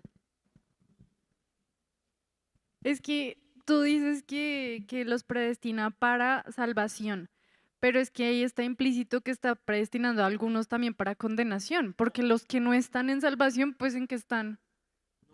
Fíjate, te lo voy a poner así, un ejemplo sencillo. Estoy en mi casa y tengo dos niños, un niño pequeño y uno un poco más grande, por decirlo. Y yo sé que si yo dejo al niño pequeñito se puede caer por las escaleras. Pero el otro está un poco más grande y ya sabe si quiere o no caerse. Entonces, a algunos les pone la puertita para que no se vayan y a otros les dicen no te vayas y si te vas, pues te vas a caer y se puede caer. Entonces, lo que está diciendo la Escritura es que a algunos les puso un límite muy preciso para evitar que se fueran a perder. Pero esta es locura mía, es que yo creo que nos lo puso a los que somos los peores. No estén tan... Sí. Yo creo que nos lo puso porque si no lo hubiéramos tenido, lo que habríamos hecho. Pero esa es mi opinión. Y a otros no les puso eso, pero esa es mi opinión. Nada más dice así. Pero no dice que no quiere que los otros no se salven. Simplemente dice que hizo un esfuerzo con unos a los que ahorita van a llegar a ser parte del cuerpo de Cristo. Eso es lo que dice la Escritura. ¿Sí? Pero muchos teólogos sí creen que hay una doble predestinación y que aunque no esté en la Escritura, justo como lo dices, de ahí se deduciría, como Calvino que piensa, ¿sí? Se deduciría que los otros, pues obviamente, como no los está protegiendo, pues se van a perder, no van a poder llegar nunca a Jesús. Pero como eso no dice la Escritura, yo no lo creo. Dicen, pero también es como un juego absurdo. Sí, mi hermano. Yo considero que cuando se habla en Juan 3:16 que de tal manera amó Dios al mundo, habla para todos en general, no está diciendo unos sí, Pero no otros solo no. tú lo consideras, también está escrito, si yo soy crucificado, a todos atraeré hacia mí. Ahora, ¿todos? Pues en principio Ahora- no, porque unos no quieren. Ahí exacto, el punto digamos que de debate que dice que para que a todo aquel que crea, ¿sí? Él no dice amó al mundo y el mundo se va a salvar solamente por su amor, sino viene de nosotros y de nuestra voluntad porque es para el que crea, ¿sí? Miren, déjenme ponerlo así que es muy importante. Una cosa es ser parte del cuerpo de Cristo y otra cosa es, entre comillas, salvarse. Quizá eso también viene porque no se entiende eso. ¿Qué entienden ustedes por salvación? Ya les dije que era estar completo, estar sano, ¿sí? Bueno, todavía en la Apocalipsis, al final de Apocalipsis, se nos habla de estas personas. Todos aquellos que Dios sabe que le van a creer a Jesús, nos pone aquí para que seamos, sí, pero al final, todos aquellos que murieron sin creer en Cristo, aún tienen una oportunidad de estar con Dios en la eternidad. ¿Cuál es esa oportunidad? Ay, ¿por qué abres los ojos así? Pues está escrito en Apocalipsis. Y se abrieron los libros y se juzgó a todos esos otros muertos que no volvieron a vivir sino hasta ese momento, de acuerdo a las cosas que estaban escritas en los libros. Entonces, toda esa gente que nunca pudo oyó hablar de Cristo o que no quiso creer en Cristo, pero hizo las cosas que en esos libros se consideran que estaban bien hechas, pues no van a echadas al lago de fuego. Y las otras que hicieron cosas dignas de eso, pues se van al lago de fuego. ¿Se fijan? Todas esas no tuvieron su prorito, pero aún tienen la oportunidad de estar con Dios. ¿Sí se dan cuenta de eso? ¿Alguien quiere por allá? Vamos a dar el micrófono por acá atrás porque… Ay, gracias, mi querida Ángel. Se me hace que no vamos a acabar el tema, pero bueno, pues ni modo, vamos a preguntar. Pero mucho. no nos podemos quedar sin este tema porque es vital. No, yo no digo que no nos podamos con el cinema, quiero decir que a las 8:30 nos tenemos que ir porque ya me leyeron la cartilla, pero pues tenemos que seguir después. Bueno, la pregunta es, unos pues no creyeron. Ajá. Y nos están diciendo que en el libro de la vida había unas cosas escritas. Bueno, en los libros se habla en plurales. Bueno, los libros, ok. ¿Quién sabe? Pero se Sí. entiende que en esos libros está escrito lo que fueron haciendo. ¿Eso que está escrito, de dónde salió? Porque ellos no creyeron. Pues mira, se supone que se va llevando un registro. Ya saben que los judíos tienen sus tradiciones, no las voy a usar ahorita porque no quiero meter en más problemas, pero nada más voy a decirlo así. Se supone que se va llevando un registro de todo lo que hacemos, pero no de lo que hacemos solamente, porque a veces se entiende que por las obras, no, hay que entender que es lo que motivó nuestras acciones, los motivos, o sea, ¿por qué hiciste algo? Eso. No es lo mismo asesinar al violador de tu hija y lo quieres detener porque en ese instante que asesines a alguien para llevarse tu dinero. A los ojos de Dios, los motivos del corazón son distintos y por eso tienes a muchos líderes religiosos en la Biblia, a muchos líderes de Israel, asesinando gente y nunca se les critica nada. Entonces ahí yo tengo una pregunta y Venga. ¿están escritos ahí los temas de la motivación del corazón? Sí. ¿Y de la conciencia? Sí, eso es lo que a Dios le importa. No lo que haces, sino por qué lo haces. ¿Y de los que no creyeron está la motivación del corazón? También O de la eso conciencia. no está escrito así, pero es algo lógico que parece que podría ser. Parece. Parece. Parece. Sí, parece. Sí, por acá quieren. Bueno, esas personas que mueren sin Cristo Jesús. Pati, ¿verdad? Sí, señor. Esas personas que mueren sin Cristo Jesús. Sí, porque no lo conocían porque vivían en la mitad de la selva del Andes o del Timbuktu, o sea, o porque oyeron y no quisieron creer. Entonces dice que si murieron sin Cristo Jesús se vuelven demonios. No, ¿dónde dice eso? No, en la Biblia jamás dice, no, se quedan muertos, inconscientes, hasta que llegue el momento en que les toca. Hay varias resurrecciones que vamos No a son los estudiar. demonios. Hay un tema adrede que puse, el último tema, creo que es el jueves, donde vamos a hablar de estas resurrecciones, de a quién le toca cuál, de por qué, y de cómo está escrito, no de cómo dicen los teólogos, de cómo está escrito. Bueno, está para todos porque me parece, ya lo habíamos hablado los dos, cuando mi papá falleció hace poquito, ¿sí? Yo quiero saber si él, ¿dónde está él? Tengo entendido que si murió en Cristo Jesús, está en el paraíso, ¿sí? No. Él duerme, ¿dónde está en este momento si murió en Cristo este Jesús? instante, todos nosotros, en el instante en que muramos, en ese instante vamos a estar con Cristo en los cielos, porque eso dice la Escritura, que vamos a recibir a Cristo en los cielos. Cristo no va a tocar la tierra, Él subió al cielo, va a estar en los cielos, nosotros lo vamos a recibir. Los que hayan muerto y los que en ese momento sean transformados, todos van a recibir a Cristo en los cielos. ¿Hecho? Así, en los cielos, donde quiera que sea. ¿No hay paraíso? ¿No es en el paraíso? La Escritura dice que eso va a pasar. Tesalonicenses, con cuidado, nos explica esas cosas y otras cosas. Bueno, ahorita, ¿perdón? ¿Y cuáles cielos? Bueno, sí es buena pregunta. Vamos a suponer que en algún lugar de allá arriba, ¿no? De aquí a las estrellas. Eso a lo mejor es un mundo espiritual. A lo mejor se quiere decir que es en el plano espiritual. Sí, también podría ser, no lo descarto. ¿Y los que mueren sin Cristo Jesús, dónde se encuentran?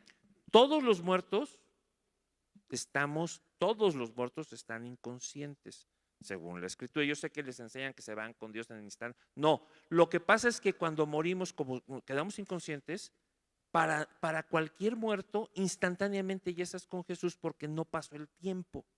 Aunque en la tierra sigan pasando los milenios y los siglos y todo, como estás muerto y no sientes el tiempo, para ti instantáneamente ya estás con Jesús en su retorno. Pero desde el punto de vista de la tierra, van a pasar muchos siglos donde esos muertos van a estar inconscientes. Yo no le puedo rezar ahorita a mi mamá para que me ayude, no puedo porque está inconsciente, según la Escritura.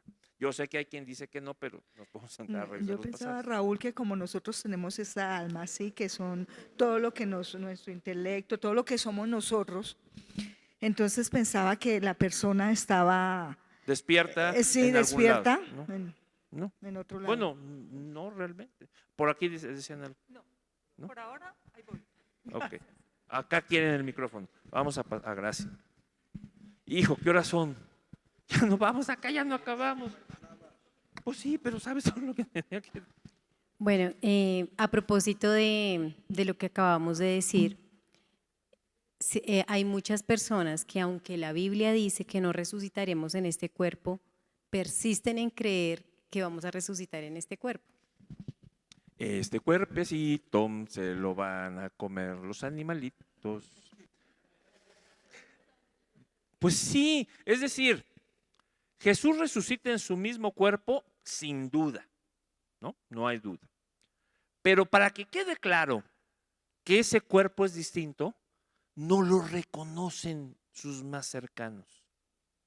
Y de repente se fueron con él y platicaron. Y hasta que partió el pan, dijo, ¡ay! Así solo lo hacía el Señor, ¿no? O está en la playa y ¿quién es? No, pues y corren. No lo reconocen porque es algo interesante. Se los voy a explicar con un solo dato. Cuando están encerrados por miedo a los judíos, las puertas bien atrancadas, Jesús se aparece en medio de ellos. Eso nos obliga a pensar, si eso es cierto, si eso ocurrió, nos obliga a pensar que ese cuerpo que Santo Tomás de Aquino llama el cuerpo glorificado, ¿sí? Así le llamas en la Suma Teológica, tiene la capacidad no solo de tomar la forma que quiera, sino de atravesar cualquier estructura física. Y por eso puede ponerse ahí en medio aunque esté todo cerrado, y por eso no lo reconocen. Entonces, ¿a poco tu cuerpo puede hacer eso? Pues no. Entonces, lo que es claro y lo que sí quiere remarcar el evento histórico de la resurrección es que se transforma. Madre mía. Pues ni modo, ponme la última. ¿Qué quieren que yo haga? La última. Ah, ¿esa es la última? Sí puede ser. Una más atrás, sí. Bueno, entonces vamos a la última de la sesión anterior. ¿No llegué a acabar la sesión anterior? No, ¿verdad? Entonces vamos a la última de la sesión anterior. Gracias. Gracias, mi querida Vane, porque si no, yo lo haría, pero yo me tardaría 20 veces más de lo que tú tardas. En 2 segundos vamos. Quiero nada más explicar esta ecuación. Esa, la última de todas. Que no sé por qué lo... ¿Esa es la última? ¿Perdón? ¿De qué dijo? De la sesión anterior, sí. ¿Esa es la última de la sesión anterior? No, entonces no es la que me sirve. Bueno. ¿Te acuerdas que había una que tiene unas ecuaciones matemáticas? Quiero esa, que estaba al final de algún lado. Sí, tiene la ecuación de Einstein de movimiento. ¿Es la anterior? Dice que es la anterior a esta. Perfecto. Es esa que tenía las ecuaciones, nada más porque viene a colación por la resurrección, no por otra cosa. Ya no acabé hoy.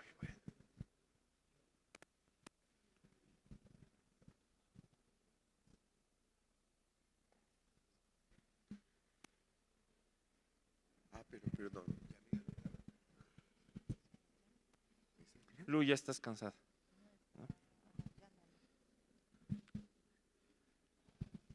¿Crees que sí es fácil o mejor sigo y ya no me espero? Rosy quiere decir algo. No, una sola cosa. En Lucas dice no que fuera diferente, sino que los ojos de ellos fueron velados para que no lo reconocieran. Porque cuando resucitó, María lo reconoce y Raboni, María lo conoce y él le dice, suéltame, que yo todavía no he subido. Y si dijéramos que con cuerpo glorificado fue por lo que pudo entrar al cuarto. Fuerte, pégatelo más porque no soy. Entonces también diríamos con cuerpo glorificado fue que pudo caminar sobre las aguas. Realmente no, Jesús porque tiene la capacidad. Camina sobre las aguas antes de todo el proceso. Exacto, entonces no es necesariamente Jesús después de ser glorificado es que tiene ese poder sobre la materia, porque desde antes de ser glorificado camina sobre las aguas. Dices, sí. Y en Lucas no dice que él tuviera una apariencia diferente, no. Dice es que los ojos de ellos fueron velados para que no lo reconocieran. Sí, para que no lo entendieran. Entonces, más bien se quedaron ciegos y era él, pero nada más le pasó a ellos dos. Y todos los demás siempre lo reconocieron. Pero ¿te acuerdas que otros no lo conocen? Y ahí no se dice que estén velados. Bueno, pero un segundito, ¿sí lo encontraste? No, si no, ni modo, nada más dime si aparece o no aparece. No, era una donde estaban unas ecuaciones matemáticas. No, ¿verdad? Estaban al final, y me dice Luque que estaban al final de la presentación anterior a esta.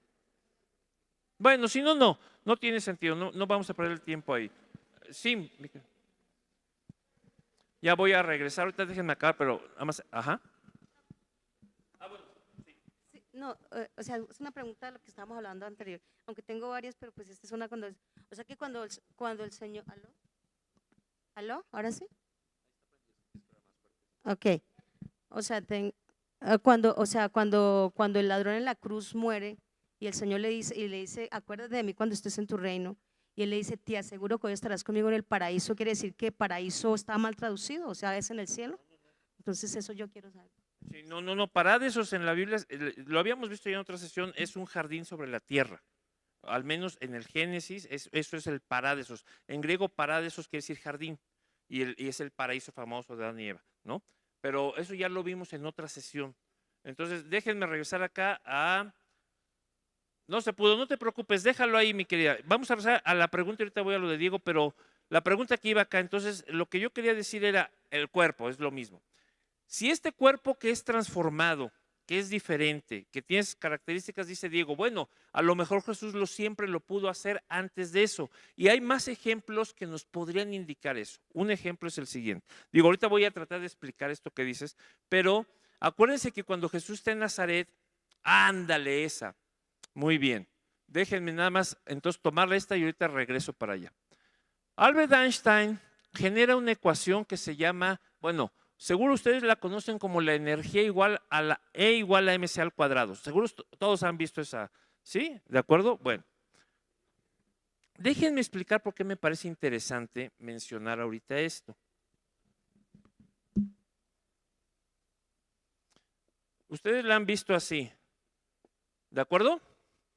Bueno, en realidad esa no es la ecuación de Einstein. La ecuación de Einstein es un poquito más compleja, pero ahorita regresamos, no vamos a acabar sin ver todo esto. La ecuación que él genera es, ¿cuál será la energía? ¿Cuánta energía tendrá una partícula, cualquier cosa que se está moviendo? Y él dice, de acuerdo a las ecuaciones de la relatividad, que cualquier partícula, el cuadrado de la energía de una partícula en movimiento va a ser la suma de dos partes. De la energía que trae la partícula en sí misma, ¿no? De lo que llamamos el momentum, es como la velocidad. Es algo más que la velocidad, pero es como si fuera la velocidad al cuadrado multiplicada por la velocidad de la luz al cuadrado, más la masa de esa partícula, la cantidad de materia que tiene esa partícula al cuadrado multiplicada por la velocidad de la luz a la cuarta potencia. ¿Ok? Todos los que estudiaron en algún momento, déjenme usar esta, todos los que estudiaron en algún momento, ¿me pueden dictar la ecuación igual a esta? P, muy bien. Ya con eso, P cuadrada C cuadrada más M cuadrada C cuarta, ¿de acuerdo? Todos los que fuimos a la primaria o a la secundaria sabemos sacar raíces cuadradas. Levante la mano el que no sepa sacar raíces cuadradas. Todos saben. Si yo le saco la raíz cuadrada a este lado, ¿por qué se ríen? ¿Ah, no saben? Bueno, si yo le saco la raíz cuadrada de este lado y la raíz cuadrada de este lado, lo que va a ocurrir, acuérdense nada más de la escuela, es que la raíz cuadrada se va a eliminar con el cuadrado y va a quedar la E solita, ¿se acuerdan? Y el resultado va a ser más menos la, no, quito la raíz cuadrada porque estoy sacando la raíz cuadrada, y el resultado va a ser más menos PC más MC cuadrada. ¿Se fijan? Si la partícula no se está moviendo, si está estática, si no lleva velocidad, esto vale cero. Y cualquier cosa que multiplique por cero se vuelve cero. Así que para una partícula en reposo la energía es igual a más menos MC cuadrada. ¿Ok? Esa es la respuesta de la ecuación de Einstein. Ahora, más menos. Tiene sentido en los números porque si yo multiplico 4 por 4 me da 16. Y si yo multiplico menos 4 por menos 4 también me da 16. Menos por menos más. Pero en la física eso significaba que había un valor negativo y un valor positivo que daban el mismo resultado. Y entonces los físicos dijeron, bueno, el valor negativo es por las leyes matemáticas, pero no es cierto. Pero este señor que está ahí, Paul Adrien Maurice Dirac, dijo, no, si sale en la ecuación un valor negativo es que debe haber partículas con energía negativa. E hizo un experimento, bueno, se hicieron después muchos, y se descubrió lo que hoy llamamos antimateria, que existe, hay un mar de Dirac, hay un mar lleno de partículas que no podemos ver ni medir porque tienen energía negativa. Pero yo no quería decir eso, yo lo que quería decir es que gracias a la ecuación de Einstein sabemos que hay una relación entre la energía y la materia. Así que algo que para el siglo I pudo haber sido muy absurdo, que ese cuerpo pudiera resucitar, transformarse o lo que sea, ya para nosotros no es tan absurdo necesariamente. No es que sepamos cómo hacerlo, pero sabemos que la materia que somos y la energía que existe se pueden interconvertir, que hay una relación entre ambas gracias al trabajo de Einstein y luego de otros. Por lo tanto, a mí no me sorprende mucho esto de que ese cuerpo pudiera modificarse, de que la materia pudiera transformarse en energía y luego regresarse. O sea, me parece que es muy lógico. Ahora, ¿eso tiene que ver con la resurrección de Cristo? Sí, necesariamente tiene que ver porque estamos hablando del mundo físico donde aplican ciertas leyes, ciertas regularidades naturales. Así que si ese cuerpo se transformó, algo de materia y de energía tuvieron que transformarse. Ahora, lo que digo que es muy importante es, no, porque siendo Jesús quien era, muy probablemente podía hacer lo que hizo desde antes. Y entonces eso trae a mi mente un caso específico. Está en Nazaret y lo quieren despeñar, pero dice la Escritura, y él pasó entre ellos y se fue. No se peleó ni nada. ¿No lo vieron? ¿Veló Dios los ojos de los otros? ¿O él se hizo invisible? ¿O qué cosa? no queda claro. Por ahí tiene una pregunta.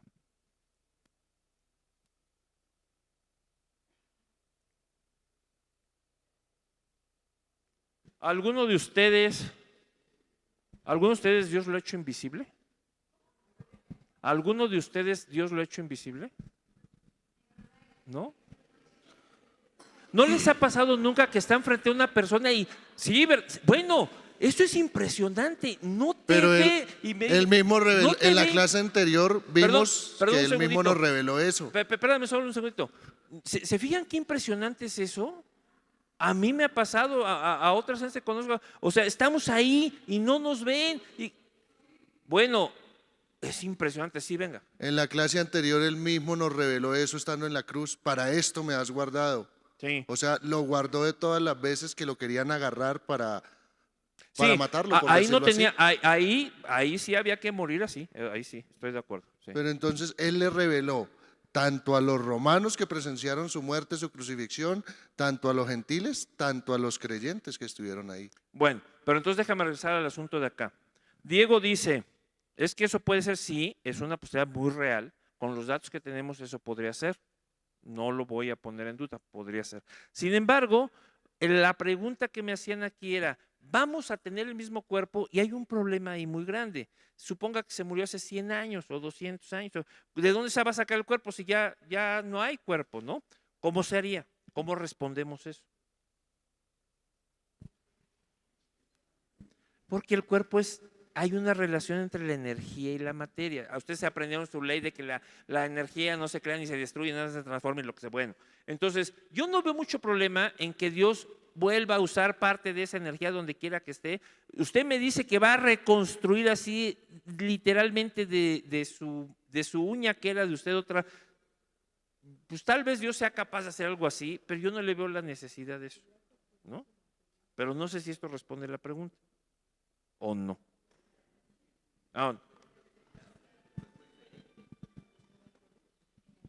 Pues realmente no, es una pregunta que hago por aquellas personas que creen que literalmente, o sea, en este cuerpo así como estamos, vamos a resucitar.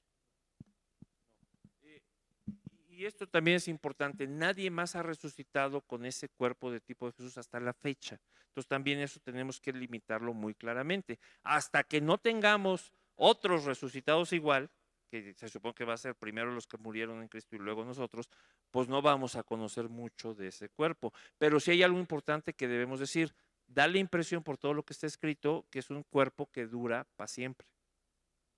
Y que, sí, espiritual. Y Pablo es muy claro cuando dice, y cuando alguien le... ¿Perdón? Sí, pero es todavía más grave porque cuando alguien le pregunta, oye, ¿cómo va a ser? Porque se acuerdan que dice, no, casi le dice, no seas tonto, ¿no? Y entonces a mí me preocupa un poco porque en realidad es una pregunta válida. O sea, pues sí, ¿cómo va a ser ese cuerpo? Y lo más que alcanza Pablo a decir es, bueno, así como se transformó la semilla, nos vamos a transformar. No le busques más, pero yo sí quisiera saberlo también. Ahí preguntan, ¿le pasamos el micrófono o yo se lo paso? Perdón, venga. Es que estábamos viendo ahí con esta ecuación, pero lo que sigue es un tema muy trascendente porque Manuel anunció que hay unas cuestiones que no se han publicado. ¿Manuel? Raúl, sí, Raúl. Sí. Sí, yo dije, ¿quién es Manuel? Ajá. ¿Raúl? Sí, yo me llamo Raúl Martín. No. Pero está bien, yo también me he equivocado con muchos de ustedes. Bueno, entonces, ya me sacó. Mire, entonces, hay cosas que no se han publicado, ¿es cierto? ¿De qué? Sobre todo estos temas, masa, energía, ADN. Bueno, y hay todo. muchas cosas que no sabemos, deje que no se han No, publicado. y hay otras que ya se saben, pero que no se han publicado. Pero lo cierto es que hay un articulador que no se puede definir. Sí, estoy de acuerdo. O sea, hay una relación entre masa y energía y así es el mundo físico. Pero eso no quiere decir que eso sea el espíritu. No, la energía es una cosa y el Sí, espíritu es otra cosa, pero hay un articulador de todo. Sí. ¿Sí? Y es ahí donde está la esencia de nuestra vida espiritual. ¿Sí? Entonces, sí hay una transformación del cuerpo, hay una transformación de la masa, No sabemos cómo se da, ya hay científicos que están avanzando en esto, porque está la física cuántica, una cantidad de cosas, todo es trino, pero nunca va a desaparecer el articulador. ¿Qué es quién? Dios. Ok, sí, estábamos de acuerdo. Ahora alguien más ¿quién más quería preguntar por acá? Alejandro. ¿Cómo vamos de tiempo? Pues es ya me hice la idea. que hay personas también que toman lo que está escrito en Isaías acerca del Valle de los Huesos Secos. Entonces, como ya básicamente esos huesos ya estaban inertes, por decirlo así, y tomaron carne, tendones, y fueron personas y caminaron. El problema Entonces, es que es una visión. Exacto. Pero entonces yo lo relaciono con el día en que murió el Señor Jesucristo, cuando dice en la Gólgota, el lugar de la calavera, dice la Escritura que efectivamente muertos resucitaron y caminaron y estuvieron dando inclusive Sí, testimonio. y que a mucha gente tiene problemas con eso, porque ¿cómo que resucitaron algunos? Y se supone, pero es una suposición porque no está claro en el texto, que eran recién muertos, ¿no? Pero Y pues lo que yo entiendo es que todos estos que resucitaron, al igual que Lázaro, volvieron a morir, igual. sí, claro, en principio, todo lo que dicen nuestros textos es que hasta el momento todos los resucitados en el Antiguo y Nuevo Testamento se volvieron a morir, excepto Jesús. ¿No? Hasta Lazarito y todo. No, pues yo lo que entiendo primero es, pues, estás explicando la fórmula de Einstein, pero en este caso no funciona tanto, porque pues debe tener una velocidad y una energía. Y lo que digamos La partícula debe tener algún movimiento, sí. Pero ya se lo quité, lo hice cero. ¿te fijas? Entonces, lo que yo digo es, en el plan de Dios no puede estar un cuerpo mortal en una vida inmortal. ¿Sí? Vamos a ponerlo así mejor. El plan de Dios incluye cuerpos mortales como todos cuando no somos creyentes y luego nos transforma en una nueva creación con espíritu y un cuerpo físico y luego vamos a tener un cuerpo nuevo que va a ser espiritual, ¿sí? Y sigue siendo el plan de Dios, ¿no? Así, va avanzando. Sí, pero igualmente, si tú dices, listo, va a haber un cuerpo físico. Si yo digo que, perdón. Dime, me estás diciendo que va a haber un cuerpo que va. No te escuché, si te acercas más el micrófono. Que va a haber un cuerpo, pues que en este caso va a ser el cuerpo con el que vamos a cuerpo resucitar. resucitado, sí, ese cuerpo espiritual. Entonces, lo que pienso es, primero, pues el cuerpo físico que tenemos hoy ya no va a funcionar, pero pues tampoco, digamos, el tema de que, ¿cómo explicarlo? La transformación del espíritu o eso no podría darse con leyes de acá, sino con leyes que marque Dios. Miren, ya llegamos a la bronca de la teología, porque no tenemos más información sobre la cual, digo, a lo mejor hay más información que yo no he detectado y que otros no han detectado, entonces a lo mejor sí escondido en los profetas o en algún lado, pero hasta ahorita no tengo yo más información para decirles cómo va a ser ese cuerpo, si van a poder saltar, si les va a doler la reuma, no tengo idea, pero lo que yo sé de lo que hay es que es un cuerpo de naturaleza sobrenatural, espiritual, y en ese sentido va a poseer las características, quizá lo puede equiparar un poco a los ángeles, a lo mejor se parece a los ángeles porque Jesús dijo que nos íbamos a parecer al menos en la organización social, ¿no? Una cosa así. ¿Qué más? ¿Nada? ¿Alguien más? ¿Nada? Porque ya ahora sí que ya para el tema ya nos desviamos un poquito, pero si no, sigo. Pues de entrada a mí me parece lógico que resucitamos en el cuerpo espiritual porque desde el principio el Señor dice que está buscando adoradores que le adoremos en espíritu y en verdad. O sea, literalmente ya lo que es carne, la carne es corrupta y está escrito ahí en segunda de Corintios 15, en primera de Corintios 15. Sí. Literalmente lo dice claramente, dice a dónde van los muertos. Y más adelante dice que la carne y la sangre no heredarán el reino de los cielos. Por eso nuestro cuerpo es un cuerpo transformado, no es este cuerpo. Eso, espero que a quien hace la pregunta todo eso le sirva, ¿no? ¿Ya con eso? Muy bien. Es que te veo así apachurrada, ¿sí? Sí, bueno. Dice en 1 Corintios 15:42, dice, de igual manera sucederá con la resurrección de los muertos. Lo que se entierra se echa a perder. Lo que resucita no se corromperá jamás. El cuerpo que sembremos es despreciable, pero cuando resucite será glorioso.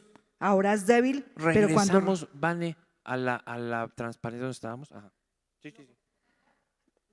¿A dónde estábamos?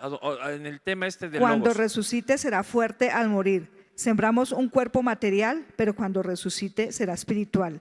Así como hay cuerpos físicos, hay cuerpos espirituales. Dicen las Escrituras que el primer Adán se convirtió en un ser viviente, pero el posterior Adán, Cristo, es un espíritu que da vida.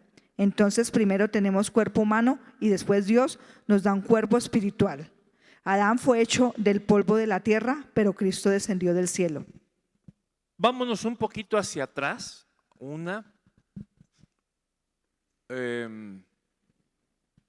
A ver, otra. Sí, ahí. Entonces, el inicio, perdón, si ya no hay más dudas de eso del cuerpo y todo, regreso para acá. ¿Ya? ¿Todo? ¿Sí? Muy bien. Entonces vamos a acabar. ¿No? ¿O sí? ¿No está bien? No, pero es que es un tema, yo quiero saber qué cuerpo me va a tocar, ¿no? Y yo espero que lo pueda modificar, pero ya veremos. Entonces, ¿tengo el sentido literal en el Evangelio de Juan o tengo una andanaclasis? Tienen que decidirlo ustedes. ¿Está Juan utilizando esta figura como lo usa tantas veces, cada vez que usa la misma palabra pegadita en su evangelio? ¿O tengo que entender el sentido literal que tiene muchos problemas? Porque el primer problema que tiene es, dice, y el Logos estaba enfrente de Dios. ¿Sí? Y el Logos era Dios, por fin. ¿Está enfrente o es? Por eso tiene que ser la figura andanaclasis.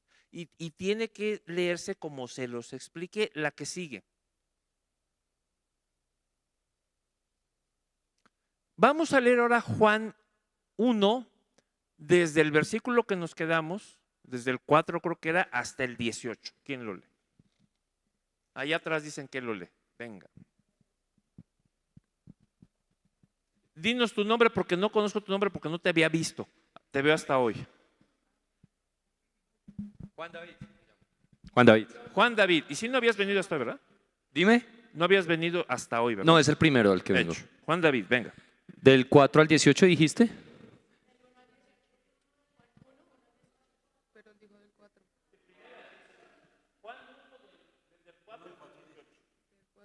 Listo, dice. En él estaba la vida y la vida era la luz de los hombres. La luz en las tinieblas resplandece y las tinieblas no prevalecieron contra ella. Ahora, estamos hablando de ese plan y nos regresa a Génesis y se acuerdan de la oscuridad, de las tinieblas sobre la faz de la... ¿Ven cómo todo está relacionado allá? Como si en ese momento hubiera dicho Dios, aquí vamos a hacer este plan para arreglar estas broncas. Sigue. Hubo un hombre enviado de Dios, el cual se llamaba Juan. Este vino por testimonio para que diese testimonio de la luz, a fin de que todos creyesen por él. No era de la luz, sino para que diese testimonio de la luz. Aquella luz verdadera que alumbra a todo hombre venía a este mundo. En el mundo estaba y el mundo por él fue hecho, pero el mundo no le conoció. A lo suyo vino y los suyos no le recibieron, mas a todos los que le recibieron, a los que creen en su nombre, les dio potestad de ser hechos hijos de Dios, los cuales no son engendrados de sangre, ni de voluntad de carne, ni de voluntad de varón, sino de Dios. Aquel verbo fue hecho carne y habitó entre nosotros, y vimos su gloria. Aquel logos, no, es muy importante, aquel logos, aquel plan se hizo carne, ¿sí? Se encarnó, se hizo un hombre y vivió entre nosotros. Sigamos. Y vimos su gloria, gloria como el unigénito del Padre, lleno de gracia y de verdad. Juan dio testimonio de él y clamó diciendo, este es de quien yo decía, el que viene después de mí es antes de mí, porque era primero que yo.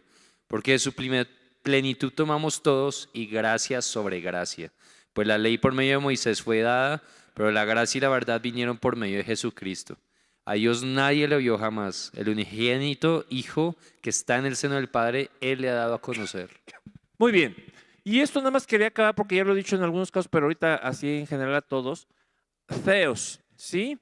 A Dios nadie lo comprendió jamás.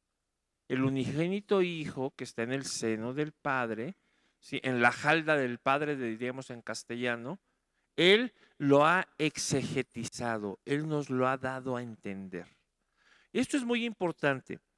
Hemos leído mucha Biblia, pero ahí se afirma que a pesar de toda la revelación y a pesar de todo lo que estaba antes de que Cristo viniera, nadie pudo entender a Dios. Y Él, Cristo, es quien lo explicó, lo exegetizó. ¿Ok? ¿Por qué digo esto? Voy a dar un solo ejemplo. Vean cómo en el Antiguo Testamento Satanás no aparece prácticamente nunca. Hay un único libro, el libro de Job, donde se explica con mucho cuidado que llega Satanás y dice y cómo actúa, en fin. Les puse un libro muy bonito en el material, léanlo, de Welch, que se llama El libro de Job y el misterio de las edades. Échenle un ojo a ese libro, está muy bueno. ¿Por qué? ¿Por qué no pudo explicar nunca Dios bien a la humanidad cómo era Dios y por qué Cristo sí nos lo puede explicar ahora? Porque la humanidad carecía de Espíritu Santo. Fíjate qué importante. Adán lo tuvo y Adán podría haber comprendido mucho a Dios, pero pecó y lo pierde, igual que. Y por lo tanto, la única forma que tenía Dios de que lo comprendiéramos es teniendo nosotros espíritu. Y solo gracias a Cristo llega el espíritu.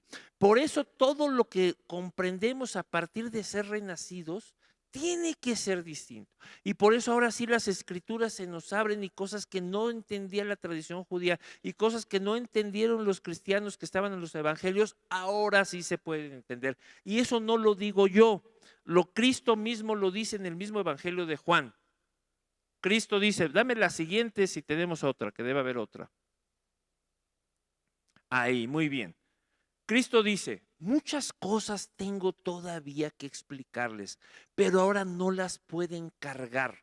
La palabra griega viene del verbo bastazo, no las pueden soportar. ¿Sí? Cuando venga lo que voy a enviar, ¿se acuerdan que dice qué término usa ahí? El consolador, ¿qué usa? El Paráclitos, ¿verdad? El que interviene, el intercesor, el abogado. Cuando venga Él los va a conducir a toda la verdad.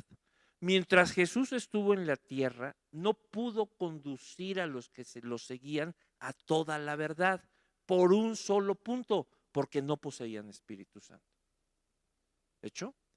Cuando llegó el día de Pentecostés ya pudo y tenía un montón, pero ¿quién de todos ellos era el que tenía más palabras, más preparación, más capacidad? ¿Quién? Pablo. Por eso Pablo recibe una cantidad de revelación impresionante. Ve, le dice a Ananías, porque va a llevar mi palabra entre príncipes y este es un vaso escogido, necesito a Pablo. ¿Ok? Pedro tiene la limitación del pescador, de la educación que pudo tener un pescador. ¿Sí? Mateo tiene, sí, Juan tiene la limitación, pero Pablo era el líder intelectual de su generación en Jerusalén. Entonces, prepárense. Mi consejo es que se preparen, que estudien mucho, que lean de lo que les interese, lo que Dios les lleve a hacer, háganlo, porque van a ser mejores herramientas para Dios, no como Él quiere el mundo para que se hagan millonarios y para que sean famosos. No. Prepárense para ser mejores servidores y lo que aprendemos de la Escritura es que entre más puedo servir mejor si quiero ser obediente.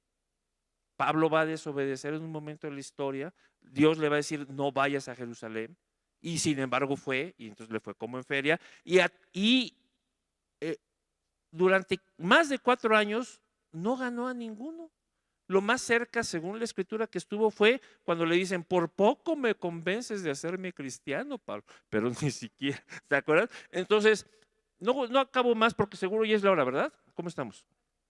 Faltan 10, sí, pero tengo que terminar para que haya preguntas en todo. Entonces, no digo más y nada más les recomiendo, les digo, estudien siempre, estudien mucho, estudien más. Habrá mucha oscuridad, pero tienen el Espíritu Santo, seguro van a entender. Y a todos estos teólogos que les dicen que Pablo sacó una teología distinta y que Juan tiene su propia teología y que no era la de Jesús, no les crean. La única diferencia es que ya con Espíritu Santo, todos los que siguieron a Cristo pudieron entender muchas cosas que los evangelios no explican. Por eso, lean las cartas, apliquen las cartas a su vida. Decía un teólogo famoso, ¿sí? Aplicarme yo al texto y aplicar el texto a mí. Tenemos que hacer ese ejercicio. Preguntas, comentarios, yo ya acabo para que nos dé tiempo. Diego quiere decir algo, Diego. O te llevo el... Ahí va. Bueno, el Evangelio de Juan.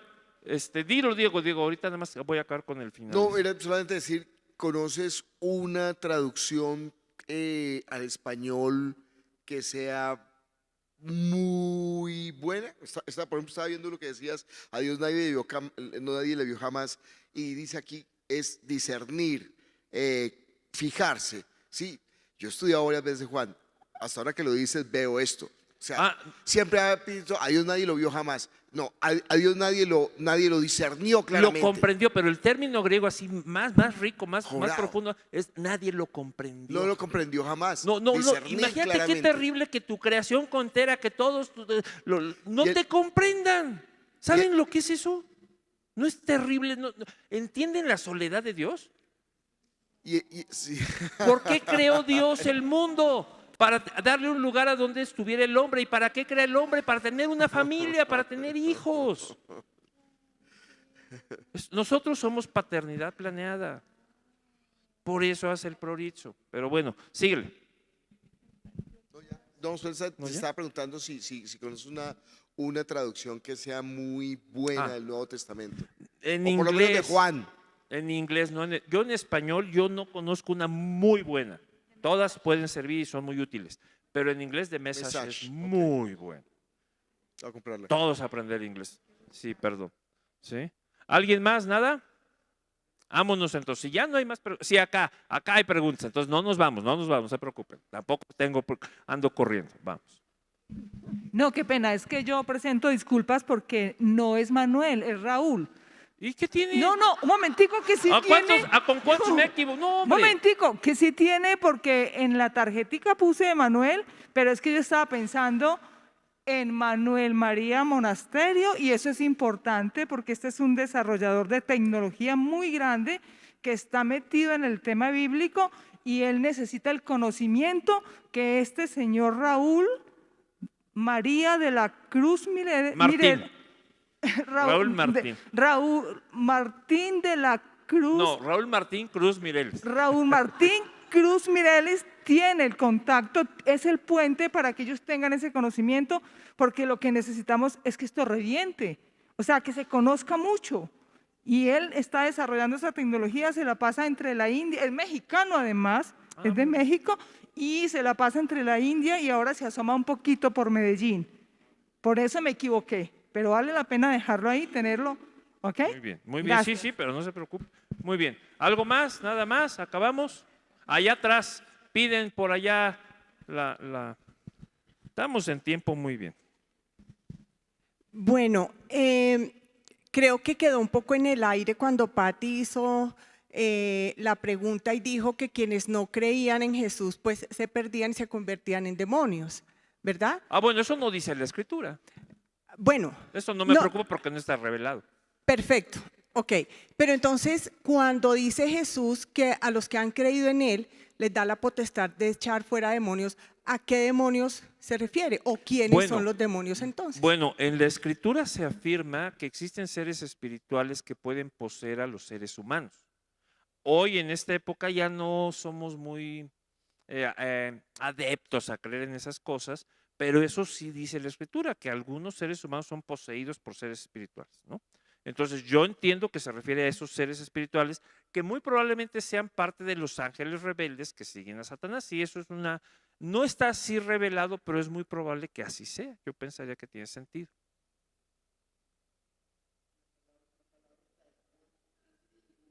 Daimón en griego Daimon en griego habla de dioses menores, de seres espirituales menores. Varía un poco, ya ves que también están las tradiciones de las ciudades y todo, pero en términos generales es un ser espiritual que protege a una familia o a una ciudad, o sea, es un ser que en principio es bueno, es un ser espiritual. Te iba dando la de ese paquete.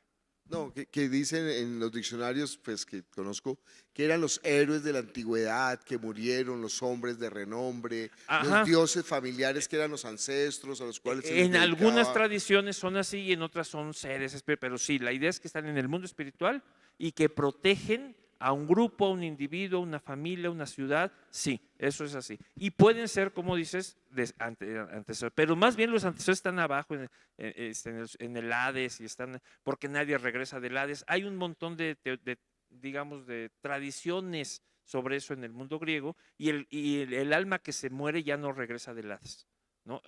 Que es la más común, la más generalizada.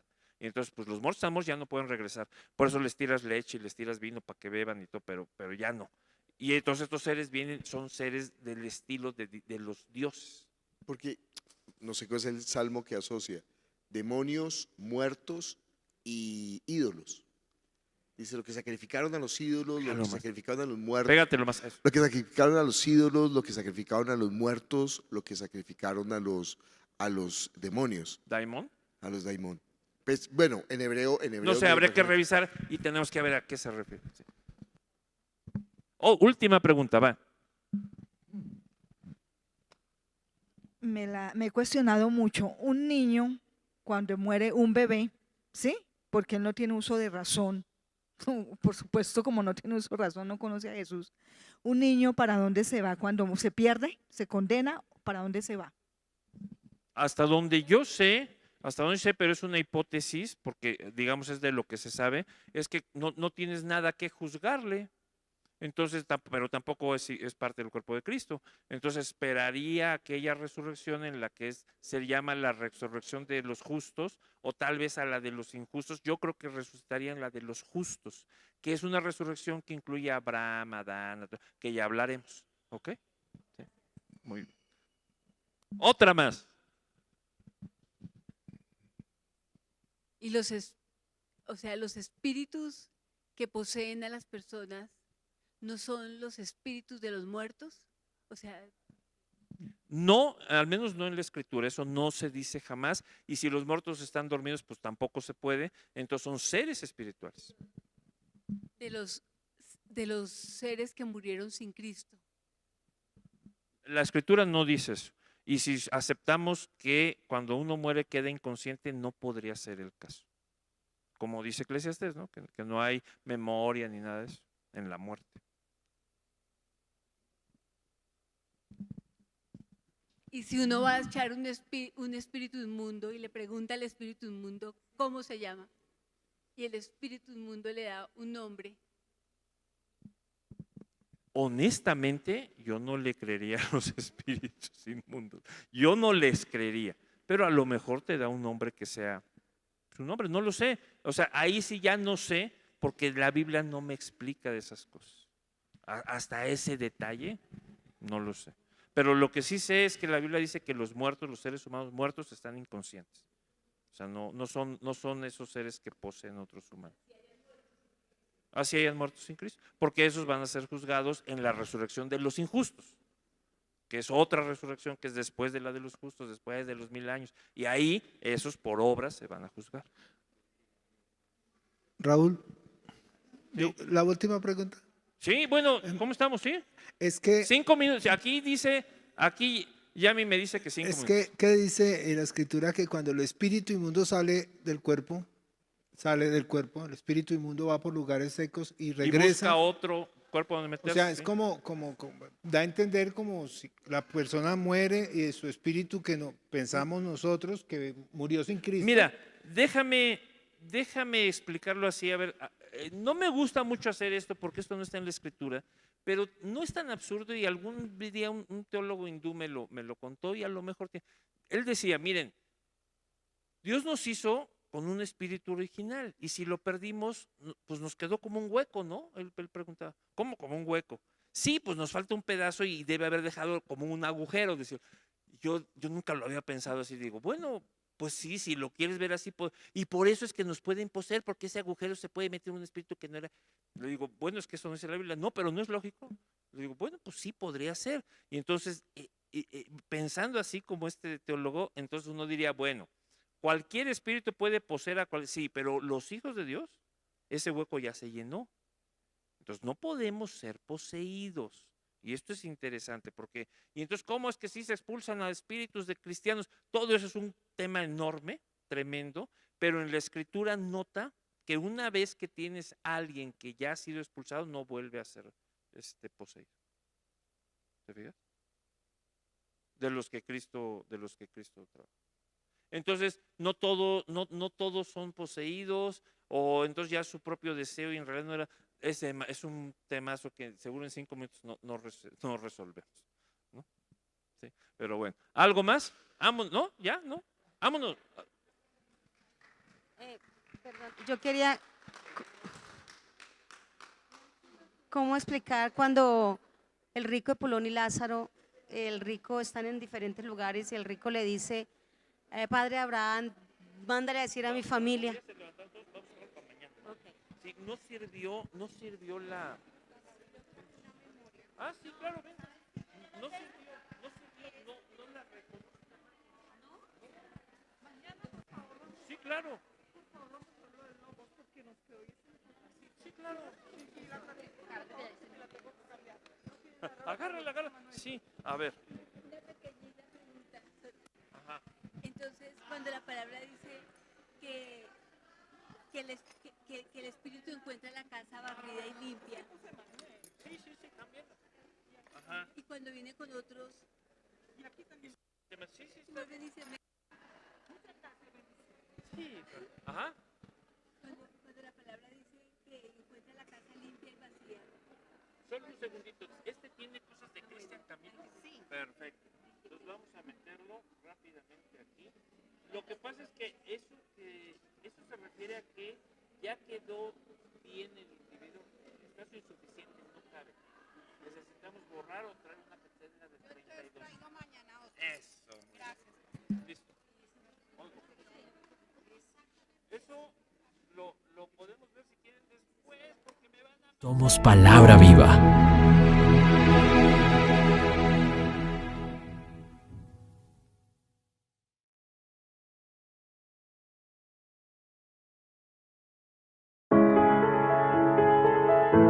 En la Iglesia Cristiana Palabra Viva tenemos una misión dada por el Señor Jesús, hacer discípulos por medio de la palabra, para que vivan y den la vida obedeciendo y enseñando la voluntad de Dios, que es Jesús. Y en torno a esa misión se ha edificado el templo, con las piedras vivas que están llevando su palabra. El Evangelio corre